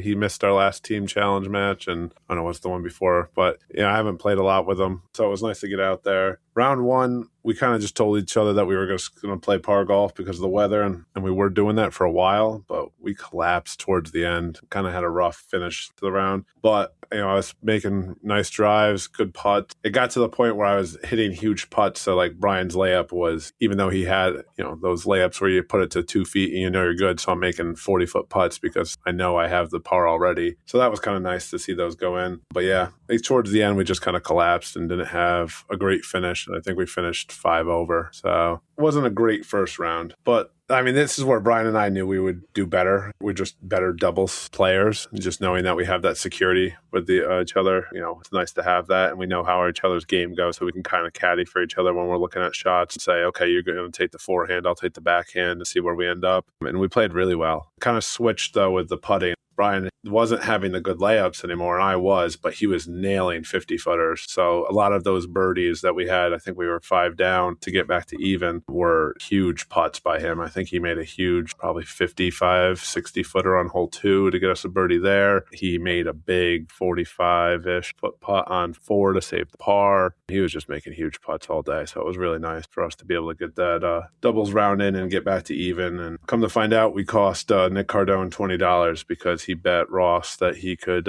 finish in the top 5 in our last big putt to get us to 5 down, knocked him out of the top 5. So it was nice for us to move up and fun to kind of be a part of someone's little bet outside of the system. You beat Evan and Erich by 2 strokes, so you had to be breathing a sigh of relief there too. Oh, I see. It's funny. I thought they had beat us until I got home. I honestly, after the first round, I was like, oh man, Evan and Struna played really well. Because I was thinking there were 4 teams ahead of us. I'm like, they had to be one of them going into it. I got home and realized that they were a little behind us. But no, it was a nice day. It was good to be out. Nice to play in the warmer winter weather. So it was a good day. Everybody else finished under par. Roderick Perry and Cameron Rivers shot a -3. Jeremy Forehand, Florida Man Millian, and Tyler the Cannon Gannon shot a -4. Aaron Holtby and Terry Hudson shot a -6 for second place. And your winners for the MA1 division at -10, Logan Akins and Cody Canine. Randy, you played with Jason. How'd that go in the MPO division? It was good. I don't know if we ever played together. Maybe we did once on Minekill, like in the past few years. But basically, we had no routine. Pretty quickly, it was just Jason went first all the time. We had a rough starting hole. We took our only bogey of the day on the very first hole. We both just whacked trees on hole 1, and our layups were short. That's how bogeys happen. But yeah, Kyle played really well. So that was cool to watch. They kind of smoked us in the first round. It felt like everything we did just wasn't good enough to match them, but we still got some good birdies. Had a sad obstructed short putt on 11 with that tree that fell down in the way. Thought I was going to make that one. It was only 12 feet, but you couldn't even see the basket. That thing, I think I hit the right side of the cage or something. But yeah, I can't think of any super highlights from that round either. You and Jason have the exact same rating. Oh, wow. I didn't know that until I'm staring right at it. Yeah, I didn't realize that. And I feel like that's appropriate right now. So yeah, we played like we had the same rating. It felt like it was a lot of ham and eggs. Luckily, I think he made most of the short putts. It was good. And Corey, you played with Kyle. How'd that go? Yeah, I mean, I played with Kyle, but I think Kyle was really the only one playing. I didn't necessarily feel super worn out after playing on Saturday. I didn't physically feel sore, but my game was so off. Basically, the score we put up was all Kyle. I think round 1, I contributed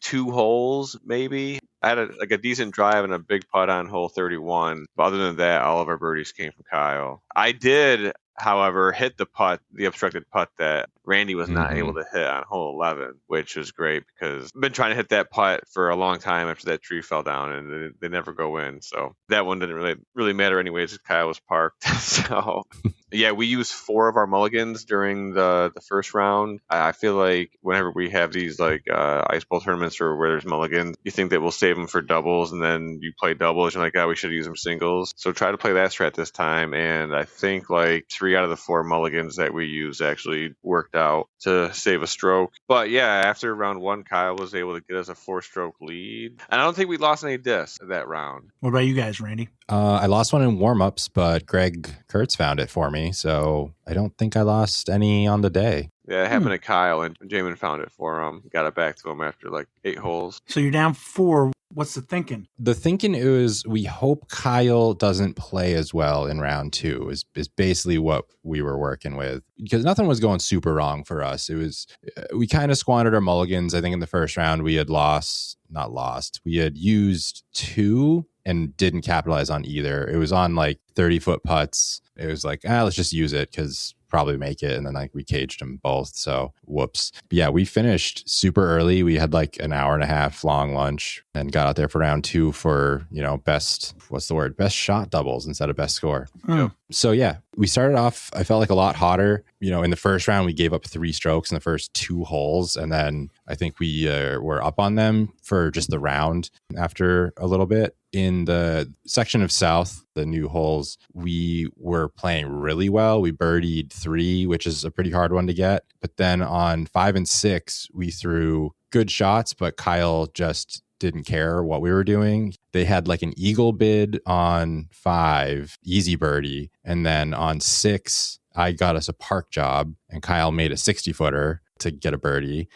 And then on like 7, we had a park job and Kyle hit another like 50-footer. So we were still, I think, just up 1 after what felt like a really good job through like the harder section of the course. And that's just kind of how it went down for the rest of the round. We had some really good throws and couldn't really escape the deficit we had from the first round. I think we only capitalized on 1 mulligan on the whole day. So that was a little rough. How did you feel in the second round, Corey? Not any better. No, Kyle definitely carried us through round 2 as well. I hit a big putt on our second hole on hole 2 to get a birdie. It was like a 60-footer. But other than that, I don't remember actually really doing anything. Kyle was just kind of crushing it. And anytime that like I had a good throw, Kyle's was like clearly the better one to take anyways. Dude, your putt on hole 2 was outstanding. And then ours was only like 2 steps closer. And Jason had to do like the full layout forward. Yeah, he went full Superman. It was kind of sick. And cashed it as well. It was like both of them were outside 50 feet. It was ridiculous. I thought I was back. I like starting round 2, hit this sick putt. I'm like, all right, we're good now. Round 1 was a farce. It wasn't though. And I learned that after like 2 more holes that I was not going to be playing any better. So playing at CTK, you're trudging through all this snow. I was like wearing like snow boots and snow pants and stuff. I thought I could go down a little bit, less on the snow gear and maybe be more comfortable, but I don't think that was the choice. I would have played better with like having good solid boots on. Although your feet might not get as wet in the sneakers, they don't perform that well in those conditions. Sometimes I try to force it, but I don't think it would have helped me. I was cooked. My body didn't want to play anymore. Kyle crushed it. Did it suck riding the snowmobile home? Being that tired? I did ride my snowmobile again to the park. This is probably the last week I'll be able to ride that thing around here before it rained. And totally don't blame you. It's like you do not get that many opportunities in this area. No, and it kind of gives me the opportunity to like show up at the park and kind of like act like a little douchebag like as I'm coming through. So all the disc golfers will be like, oh, where's this goddamn local snowmobile, blah, blah, blah. Then I pull up next to the pavilion and get my disc golf bag off. You do not need a snow. Yeah, he's been doing that the whole time. The snowmobile didn't enable him. You didn't need a snowmobile. But now there's a new pairing. It's a unique pairing. I had the thought when he was ripping around in the field, pulling up, and then I saw the pink hoodie, and I knew it was him. So. It's also weird, like waking up at 7:30 to like get your snowmobile going so you can go play around a disc golf. I will say though, Jason and Randy had the hot round of the day, 49. Unless I'm mistaken. Oh, yeah. So round 1, we played J West 19, which is J West. We played hole 36 from the whites, best score. And then round 2, we played J South 18 and played hole 36 from the long tee pad, best shot double. So was it 19 holes in the first round? Yeah. So you're saying that your 51 with 19 holes is better than their 49 with 18 holes? Probably, yeah. Seeing as how we both bogeyed hole 36 spectacularly too. Every single one of the drives was absolute dog shit, So bad. but it was fun. So each team had the 2 best rounds. Yeah, maybe, probably. Sounds like Corey thinks their round was better. Well, they did beat us in the round. I mean, they did go 10 down. We went 9 down. I would say that's pretty good. But you guys win it at 18 down to 15 down. And what's that, $100? Is it? Yeah, I haven't looked at that yet. 50 each? Oh, yeah, yep. Nothing wrong with that when you consider it's a charity event. You know, you're not going to break the bank. Probably don't have to read like all of Jeff's posts, but I'm pretty sure the money goes to the food bank. Someone correct me if I'm wrong, but they also collect cans. And I think Jeff said that between the money they collected, it was like over $1,500 for the day, plus whatever food donations there was. Nice. From tournament director Jeff Wachowski's Facebook post, sunshine and smiles ruled the day. 64 players enjoyed some sunshine and low 30s at the 20th J Park Ice Bowl. Lots of lost and found discs, many mulligans used, and even a one-hole playoff in the twilight to decide the MA3 division. Thanks to everyone that came out to play, donated food or funds, and went home happy. My initial numbers have us over $1,500, but it's been a long day, so I'll double-check tomorrow and have an exact figure. Congrats to all the winners, and see you all at the next DiscCap event. Thank you, Jeff. Yeah, thanks, Jeff. Good time, as always. All right. Anybody want to stick around for a quiz? Sure. I would probably I'll do it. I'm going to get going. That's cool. That puts us at 4. Okay. All right. Jaimen, thank you. Thank you for sticking it out, and I hope you feel better. Thank you. Thanks, Pat. Thanks for everything. Awesome. Thank you. Tim, I don't know. You played so much disc golf this weekend. You need a rest. So Yeah, I'm exhausted. I woke up this morning and I was like, I don't even know how I'm going to get out of bed, but I managed. Walking the dog kind of helped being out in the fresh air again. But yeah, I was pretty beat. I appreciate the effort. Thank you for coming on. Thanks. Later, buddy. Later. I did like an 80-mile snowmobile ride before the podcast today, and I'm pretty beat myself, so I'm needing to bed early. And it's February, so this is your one get out of jail free card for February. So it's all good. Was it that long ago that I used my other one? Wasn't the last one in January? January, yeah, it was. Oh, sick. All right, yeah. I'll look back. But thank you, Corey. Your insights are always appreciated. All right, boys. Have a good night. Thanks, Pat. Later, bud. Thanks, guys. All right, so we got Evan, Alex, Randy, and Eric. Do we have off the top of the head the best team? Well, I guess, yeah, Randy and me would be for the memes, as Corey would say. So maybe, yeah, I think Evan and Alex might be the better judgment of that. That would be embarrassing if we beat them. Oh, so maybe we should. So Randy we and should Eric do versus it. Alex and Evan? Okay. You know what? Let's do it for the memes. Or for the win. You know what? For the win. Mm-hmm. For sport. And Okay. you guys get to go first because you picked your team name first. Alex and Evan will go second. And we're in first place. Well, Let's go. you're not in first place till you get one right. True. But we all know the rules of disc or no disc.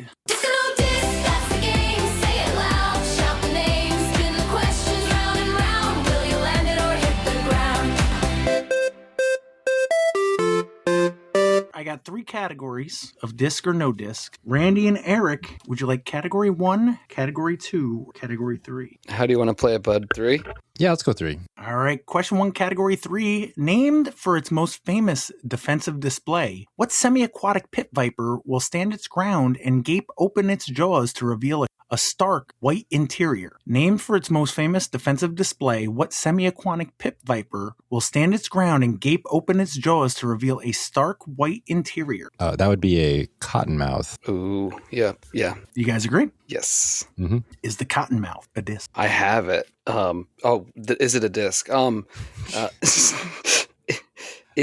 don't know. I feel like it's almost an offensive thing to put on a disc. There's lots of different snake name discs, but I've not heard of this one. That's a good point. There are a lot of snake name discs, and it is one of the. It's even I recognize the name after you said it. Mm-hmm. Let's go. Yeah, well, you want to lean yes? Why not? I mean, statistically, might as well, right? That's a dangerous game to play. All right, Randy. so we go no. well, now you've man. What sounds crazier? Like going yes off the bat? That doesn't sound crazy. No, it doesn't. So I think no off the bat would be even. Actually, I think you're right. It's no. We're going yes. All right, we're going yes. You guys are going yes? We're going yes. I'm sorry, no. Damn. I even said no too. Yeah, but you also said yes. So I did say many things actually. But you are in the lead. Yes. Evan and Alex, would you like category 1, category 2, or category 3? I do not have a preference. Category 1, Pat. Let's do it. All right. Question 1, category 1. The name of what Texas border city mentioned in the title of a classic cowboy ballad is also a popular trim package for the Jeep Grand Cherokee? The name of what Texas border city mentioned in the title of a classic cowboy ballad is also a popular trim package for the Jeep Grand Cherokee? When he says Jeep Grand Cherokee, the first word that popped in my head is Laredo. I got nothing, so... All right. I like that because I do think that's a border town. So let's go with Laredo. Yeah, works for me. You guys agree? Yeah. Is the Laredo a disc? I mean, if it's not Lone Star, it's not a disc. I was going to say there's like one company that maybe makes it, but I feel like there's a good chance since we know it's already a city, a song, and an option package for your Jeep. So I'm thinking maybe yes. Works for me. I like yes. Okay. You guys agree? Yeah.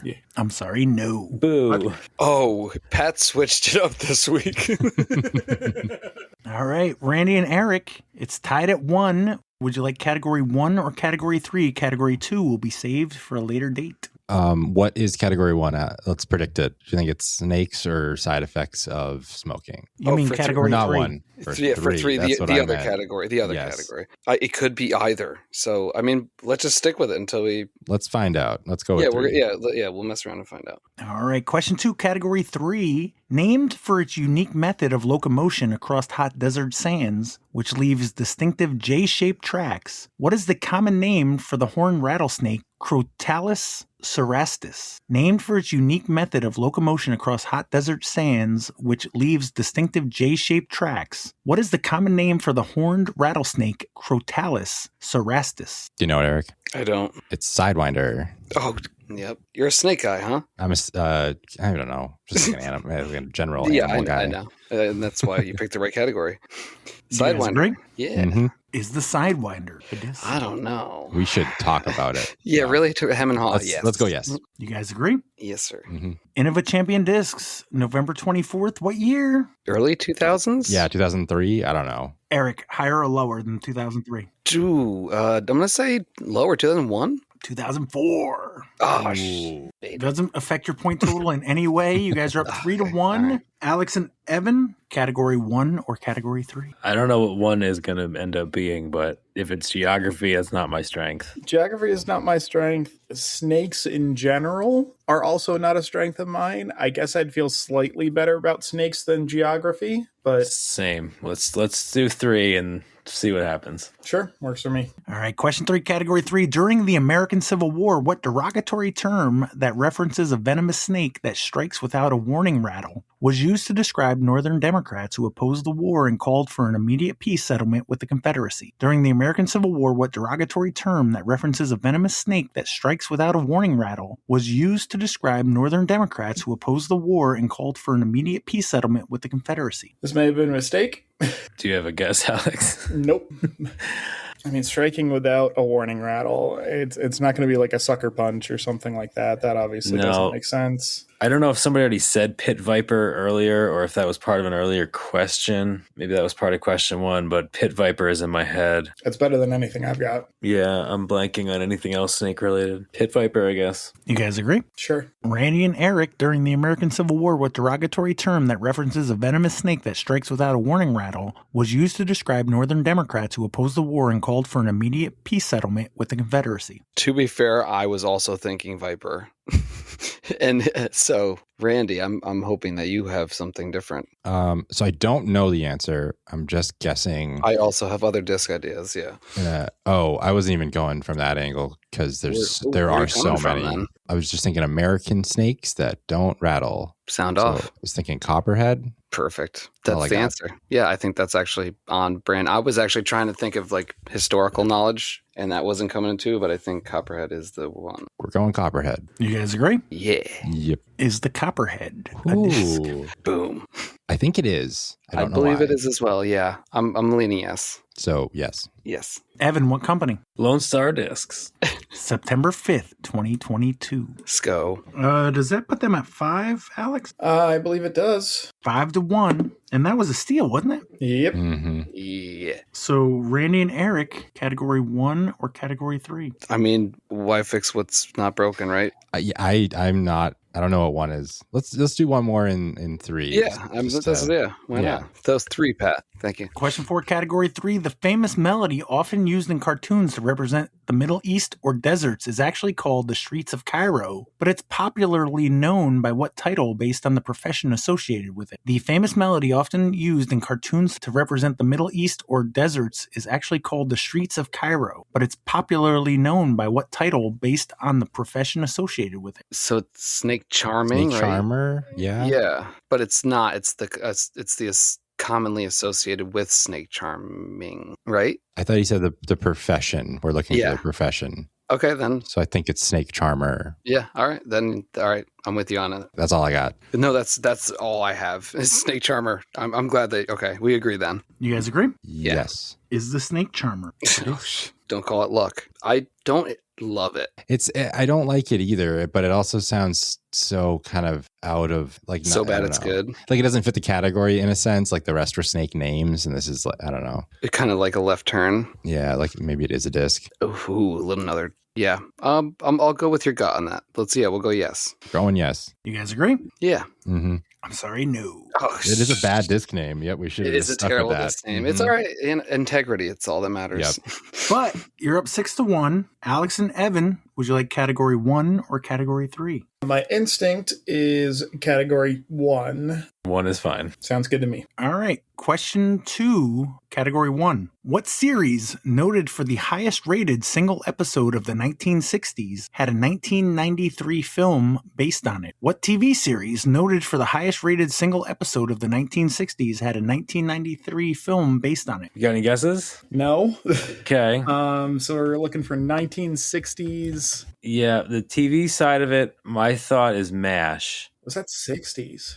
Is that later? I don't know. And maybe they made a movie, but 93, I don't know. I don't know if they made a MASH movie. No, they definitely made a MASH movie. So the other thought I had is that they made a Dragnet movie with Dan Aykroyd at some point, but I don't know if that would have had like the highest rated episode in the 60s. I mean, people really liked MASH. Yeah. I don't know if the timeline lines up, but it makes sense to me. It might have been later than 60s, but I don't, it's, yeah. And I feel like MASH is like a hooligan disc or something like that. All right, let's go with it. You guys agree? Yeah. Randy and Eric. Fuck. What TV series, noted for the highest rated single episode of the 60s, had a 1993 film based on it? I don't know because I thought that was the answer. Evan, I always trust Evan's trivial knowledge. The TV series MASH was based on the movie MASH. Both came out in the 70s. Wow, that's a good guess. It's such an ambiguous question. Randy, anything? What year was the movie? The movie was 93. The TV series was 1960s. Okay, 93 movie. Who would the 60s would be? I don't know. What would Corey say? Transformers? 1993. And the show is from the 60s. Yeah, it's a Corey answer. Transformers, or what does he say? Bad Santa or something? What about like Bonanza? Oh, you're going for a legit guess. Okay. Yeah, I mean... Yeah, Bonanza would be actually a solid guess, actually. I think that's all that'd I be got. 60s. Yeah. I want it to be Wild Wild West, but that movie came out in like 99 or something. That would also be, that'd also be a solid guess, but I think you're right on the year for Wild Wild West. Wild West. So good. I don't know. Bonanza's all I got. So Bonanza. You guys agree? Yeah, because it's a disc. We were looking for The Fugitive. Oh, yeah. I didn't kill my wife. Which is also a disc. Dynamic Discs, December 7th, 2012. But Randy and Eric, you're up 6-1. It is your category. Would you like category 1 or category 3? Sticking 3, or do you want to switch it up to 1, Randy? I think we just go to 1 and yeah, I like that. I like that. Leave the snakes for later. Okay. All right. Question 3, category 1. In 1775, what real legendary frontiersman blazed the wilderness road through the Cumberland Gap, opening a path for settlement into Kentucky? In 1775, what real legendary frontiersman blazed the wilderness road through the Cumberland Gap, opening a path for settlement into Kentucky? Daniel Boone. Daniel Boone, yeah. That's who I'm thinking. but he said was Daniel Boone He was was a real definitely person? real, yes. Yeah, okay. Yeah, you never know in this AI, in the world today. I believe it is Daniel Boone, though. You guys agree? Yep. Yeah. Is the Daniel Boone a disc? Ooh. It's so crazy Throw my that it might Daniel be. Boone.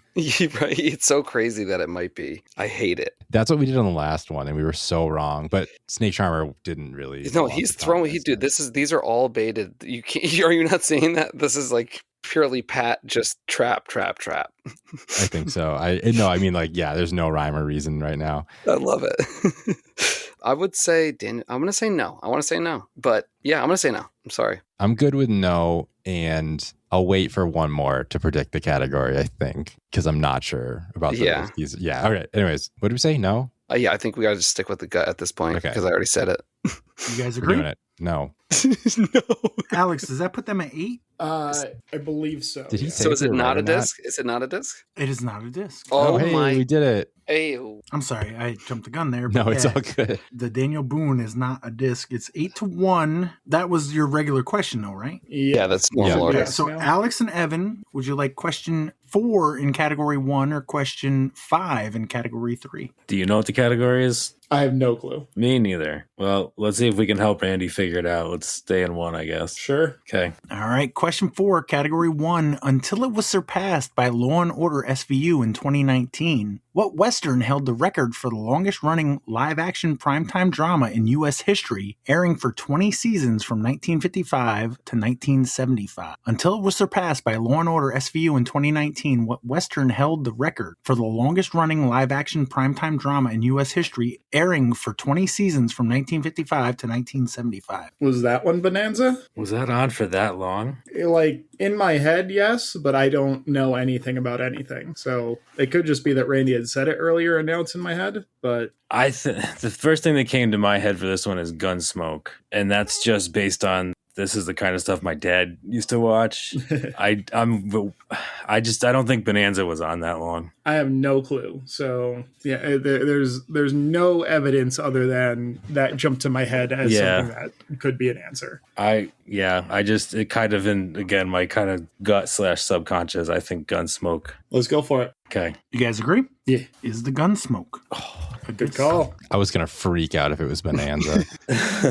Maybe it's a disc. It's a reasonable disc name. Other than the fact that it's the name of a well-known show, and I don't know if there's any kind of copyright, but Yeah. Gunsmoke is, I don't know. Gunsmoke. I don't know. I first thought it was yes, so Yeah, you that's pick. sort of where I was leaning to. So let's go yes. Let's go yes. You guys agree? Yeah. I'm sorry, no. Yeah. Wow. So we got Oh, well. 2 rounds to go. It is 8-2. Randy and Eric, would you like question 5 in category 1 or question 5 in category 3? First of all, remind me to never bring up the percentages of yeses and nos ever again. Yeah, it'll never work out. I was again. gonna say, remind me to never do that again. What do you think? I think we do 1 and 1. Yeah, 1 again. Yeah. Yeah. All right, question 5, category 1. Originally developed by Oculus and now produced by Meta, what is the name of the most popular line of standalone virtual reality headsets on the market? Originally developed by Oculus and now produced by Meta, what is the name of the most popular line of standalone virtual reality headsets on the market? I understood everything. I remember Oculus at Meta. I just don't know. What was the headset called? I literally, I thought that's what it was called. Was it Was Oculus Rift? Yeah, Oculus Yeah. Rift. Yeah. Okay, Rift. Thank You you. guys agree? Yeah. Yep. I'm sorry, no. Oh, shit. Well, typically I don't say that, but Wait, it was Alex and Evan, Darn it. originally developed by Oculus and now produced by Meta, what is the name of the most popular line of standalone virtual reality headsets on the market? I mean, Rift was what was in my head too. Yeah, I don't know. I feel like everybody just called him Oculus. This is I kind of thought Rift also, but I don't know. I'm not into VR. yeah. No, I can't think of anything else. I don't know. We got to come up with something though. Rift 2. It's like, are you really sure that it's not Rift? Yeah, like we're calling your bluff on Rift. No. Yeah. Drift? I really don't know. I mean, it's better than anything I'm coming up with. Bonanza. Oh my God. Do we have any idea what the category is? 2 and 4 are TV shows. The Daniel Boone thing seemed like a reference to a previous conversation and me not knowing if that was a real person. So no, I'm not really sure what the overarching. I mean, you're down theme 6 is. points. So if I was to give Evan any kind of clue, you asked if you picked category 1 last week. If it would still have been Kurt Russell movies. Does that help? Probably not. I don't know any more Kurt Russell movies for sure. I don't think he was in The Fugitive. We're going down a rabbit hole here. I don't know. I don't know what's going on. Evan's looping right now. I got nothing. All right, we'll go with Bonanza.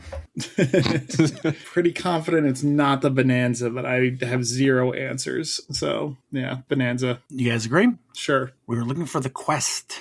I think that's just a flat-faced lie, actually. I just made that up. I never knew that. That's what I'm saying. Rift was, I never knew that either. I have to say, it's The Rift, interesting. I think, ended in 2019. No, that makes sense. Because it was it was a thing, so we're not just making that up. No, you're 100%. There was the Oculus Quest and the Meta Quest. Oh, okay, Meta okay, that Quest sounds makes more sense. familiar. That does make sense. Thank you for clearing that up. Alex and Evan, it's still your category choice. You got question 5 and 3 or question 6 and 1. Was the Quest a disc? Did I miss that?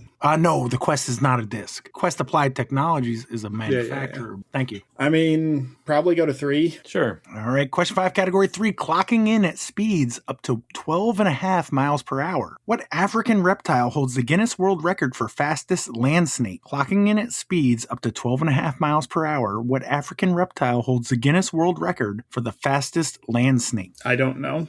I don't know. What are other snakes that it could be? Anaconda, I think, is a water snake. Anaconda's like a huge constrictor. Mamba, is that African? Could be a mamba. Is that an African? He said African, right? He did say African. Yes, he did. African reptile. I mean, that's a disc. All right, let's go with it. Yeah, let's do it. Mamba. You going Mamba? Hmm. Is the Mamba a disc? I hate that you guys didn't know that off the top of your head. Are we supposed to know what snakes are fast? I knew that one. Of course you did. Mamba is a disc. I agree. It is an Innova disc. What year? 2009. Sure, that sounds good. Alex, higher or lower? Instinct was lower. Innova Champion Discs, January 22nd, 2012. Oh. So final round, 8-4. Technically, you guys are still in it. Still a chance. Randy and Eric, question 6, category 1 or question 6, category 3? I think we go 3 for this one. I think we have to. All right. All right, question 6, category 3.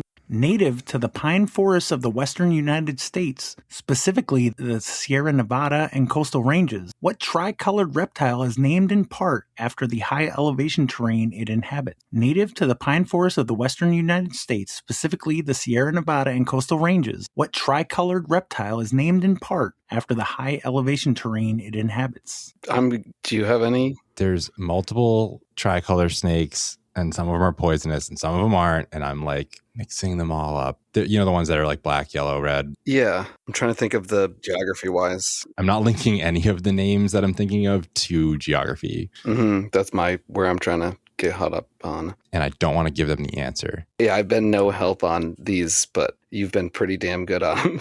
Shit. Pat, could we get the question one more time, if you don't mind? Certainly. Native to the pine forests of the western United States, specifically the Sierra Nevada and coastal ranges, what tricolored reptile is named in part after the high elevation terrain it inhabits? He said reptile, which bothers me. He didn't say snake? He didn't say snake, right? I'm not crazy, but that might be just me looking into too much. No, now I didn't listen at all, apparently. I don't know if he said snake or... I was thinking almost even like a guan, like aren't... Yeah, so No. that just opens, I have to Just just like, say, there are lizards. it does Yeah. open up a whole other range, if just saying, if that helps. It's not helping. I didn't think it would. Shit. Coastal range. Would it be a water? It wouldn't be a water snake, high elevation. Anything you can think of that would be disc related. That's a good point. Like, yeah, I'm trying to think of any other disc related ones. While they're thinking, I just want to point out that Thursday, February 12th at Disc Beat Club, Jim Burns came in 3rd place, got himself 7 points. Greg Kurtz came in 2nd at 8, and Kevin Kroenke came in 1st place, got himself 9 points. But Greg Kurtz is still in the lead at 96.5 points to Kevin Kroenke's 96 points, a half-point lead for Greg Kurtz. Mark Stryker still in the mix at 89.5, Dan Pupke at 72.5, and Jim Burns at 71.5. So Sierra Nevada, is it the Sierra Nevada snake? We got to have an answer. No. I don't want to rush it, but All right. Do we think it's not a snake? That's all I want to. I only brought that up I didn't mean to stir it, you know what I mean? But it seems poignant. What about Gila monster? Yes. I don't even know if those are 3 colors, but I know there are at least 2. Very So You guys agree? educated guess. Yeah. yes. Alex and Evan. Native to the pine forests of the western United States, specifically the Sierra Nevada and coastal ranges, what tri-colored reptile is named in part after a high elevation terrain it inhabits? Isn't that tricolored snake the king snake? Isn't that like the red, black, and white one? It could be. The fact that he mentioned Sierra Nevada, but not the word mountain, makes me think mountain is in the name somewhere. Mm. And I think the mountain chicken is a frog. I feel like they've all been snakes. That's technically an amphibian, not a reptile, I think. But I could be making all of this up. Well, they've all been snakes, and he said tricolor, right? He did say tricolor. And I can picture that, like, a king snake is red, white, and black. I'm like 88% sure about that. I don't know where or Sierra Nevada comes in, but It's sure. It's partially named for the high elevation. So king could just be like high up because a king is high up, or it could be like a crown something or crest. I don't know. If you feel good about king, then I'm good. Feel good about king. You guys going king snake? Works for me. yeah, Can you be more specific? Mountain king? the mountain king snake. You guys going mountain king snake? Sure. If it's that specific enough. Can you be more specific? No shit. Okay. The California mountain king snake. The tricolor mountain king snake. Because it wouldn't be Sierra Nevada. That was in the question. Right. Yeah. California king. I mean, it sounds more like a mattress than anything, but So what are you guys going with? California king snake? Sure. What's your final answer? Evan? Does that Right? sound good to you? California. Wait, what did we say? Oh, no, we said California. mountain snake, and he said more Oh, specific. yeah, there need to be a mountain in there, too. So it's California mountain? No. I don't know. California mountain I king just snake. thought king snake. I don't know. You got 5 seconds. California mountain king snake. Final answer Sure. Oh my god. is the California mountain king snake. Wait, what? No. This has been set up. Wait, Or the California mountain snake, a disc. I feel like you held our hand to that. I knew the king snake was red, white, and black, right? I But- knew it was king snake too, and I didn't understand the question, I guess. Right, You- Randy? I'm picturing the same Yeah. thing as you. Everything you said made me think you got to be more specific. Yeah, I mean, yeah. You started out with king snake, and then it was like, well, can you be more specific? Yeah, what kind of king Well snake? played. Well Mountain played. king snake. Well, because can you be said more Sierra specific? Nevada. Wow. It's like magic trick, honestly. Great job. Well, is the California mountain snake or California mountain king snake a disc? That seems real specific for a disc name. I mean, maybe. There's like a reptilian disc or something like that I think could have done that. So I my instinct is yes. I'll go with you. Yeah, I don't know. It feels like a mouthful for a single mold, but I'll go with it. You guys say yes? Sure. Yeah. I'm sorry, no. Congratulations, Randy and Eric. I'm just so glad there's no overtime. Yeah, that's all I was worried You about. do have the final question, but black mamba, cottonmouth, copperhead, sidewinder, California mountain snake, and snake charmer. Does anybody know what the connection is? No Snakes. idea. Snakes. Are they Kill Bill characters? Mm-hmm. Oh, my God. Oh. Yes, Nice. 100%. Hindsight's a son of a bitch. Final question for Alex and Evan. You can get within 1 point if you get both of these. Question 6, category 1. In the trading card game Magic the Gathering, you can play a card that introduces what mechanic, allowing you to draw a card at your end step until an opponent deals combat damage to you and steals the title. In the trading card game Magic the Gathering, you can play a card that introduces what mechanic, allowing you to draw a card at your end step until an opponent deals combat damage to you and steals the title. That is Monarch. All right. I don't play Magic, so You guys agree? Yeah. sure. Is the Monarch Ooh. a disc? I'm pretty sure the Monarch is a disc. Alex, Sure. you agree? Yeah, works for me. Innova Champion Discs, June 2nd, 2008. Oof. Randy and Erich, 8-7. Type shit. Dang. What is category 1? Is it an actor-based one? Yes, it is. Is it Billy Bob Thornton? No. Darn it. Is it still? It's not Laredo, Harrison Fugitive, Ford. Daniel Boone, Gunsmoke, The Quest, and Monarch, It's still Legacy Kurt of Russell? Monsters. They're all TV shows from Kurt Russell. Wow. Or Kurt Russell. Evan had the Kurt Russell. Well, got Evan picked up. was Yeah. like, if you pick category 1, yes, you would have gotten Kurt Russell category. I didn't know Triple any of threat. those were him. No, I didn't know that at all. Well played, Pat. That was maybe the most difficult. It was tough, but It was landmines everywhere. so Randy, last week, 9-pin cider, 64 players on one of the chilliest nights we had in a long time. Since this is the 5th week, anyone who has attended all 5 weeks so far will now see their best 5 weeks. Only players who have played at least 5 of the 7 weeks by the end of the season will get a season score and be eligible for season prizes. 2 more weeks to go. Adam Nelson, get well soon. What's up with Adam Nelson? Was he sick? He was sick. So I talked about last week because we actually skipped a week. Yeah, don't have much to add, but yeah, Adam was sick. So I set it up solo. You said you made it difficult, right? It was really difficult last week. Looks like a 3-way tie for the non-paid league. Russell Toole, Pete Fitzsisti, and Brandon Klein. They all tied at 16. How do you break that tie, Randy? We don't.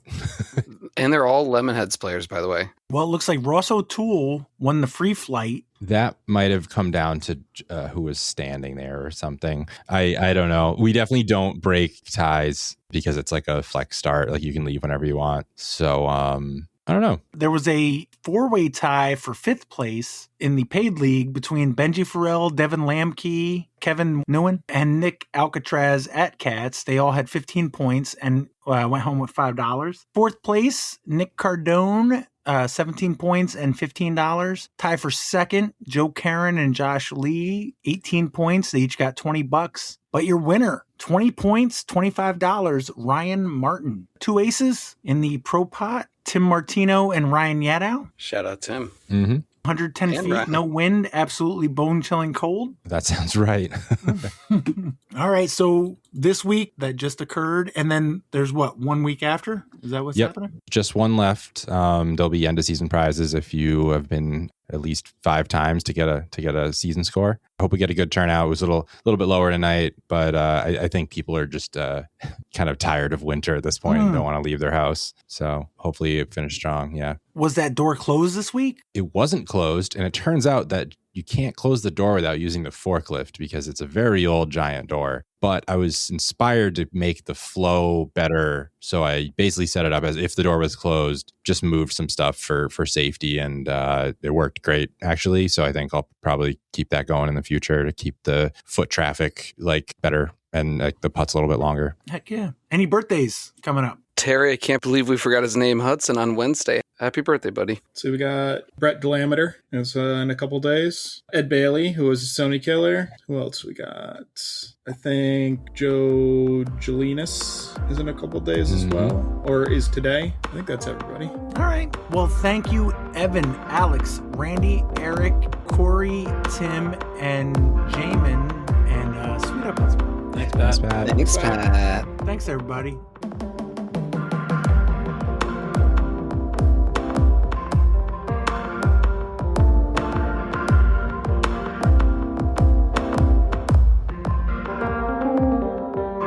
I'm sorry if you hear my children right now screaming in the background. I just assumed it was Eric. I'm sorry. I Sorry, can hear them just stampeding through the house. Sorry. I'll give them a second to run away. Nope, now they're getting yelled at. Uh-oh. 1 second. Damn, Tim's got about to be a dad real quick. He's got that dad voice, dude. It carries through. I've gotten that look from Tim before. Yeah, oh, a it's disappointed strong. look. He's not even my dad, and I feel disappointed when he looks at me like that. Same. Okay. All right. Eric has gotten it the worst. When Eric jumped the fence at Thatcher I told you. and I busted out the middle name on him, you saw his face. He reverted to like an 8-year-old and was like, "Oh, you're okay. Sorry, Dad. I'll get off the fence." It's true. Yeah. Anyway.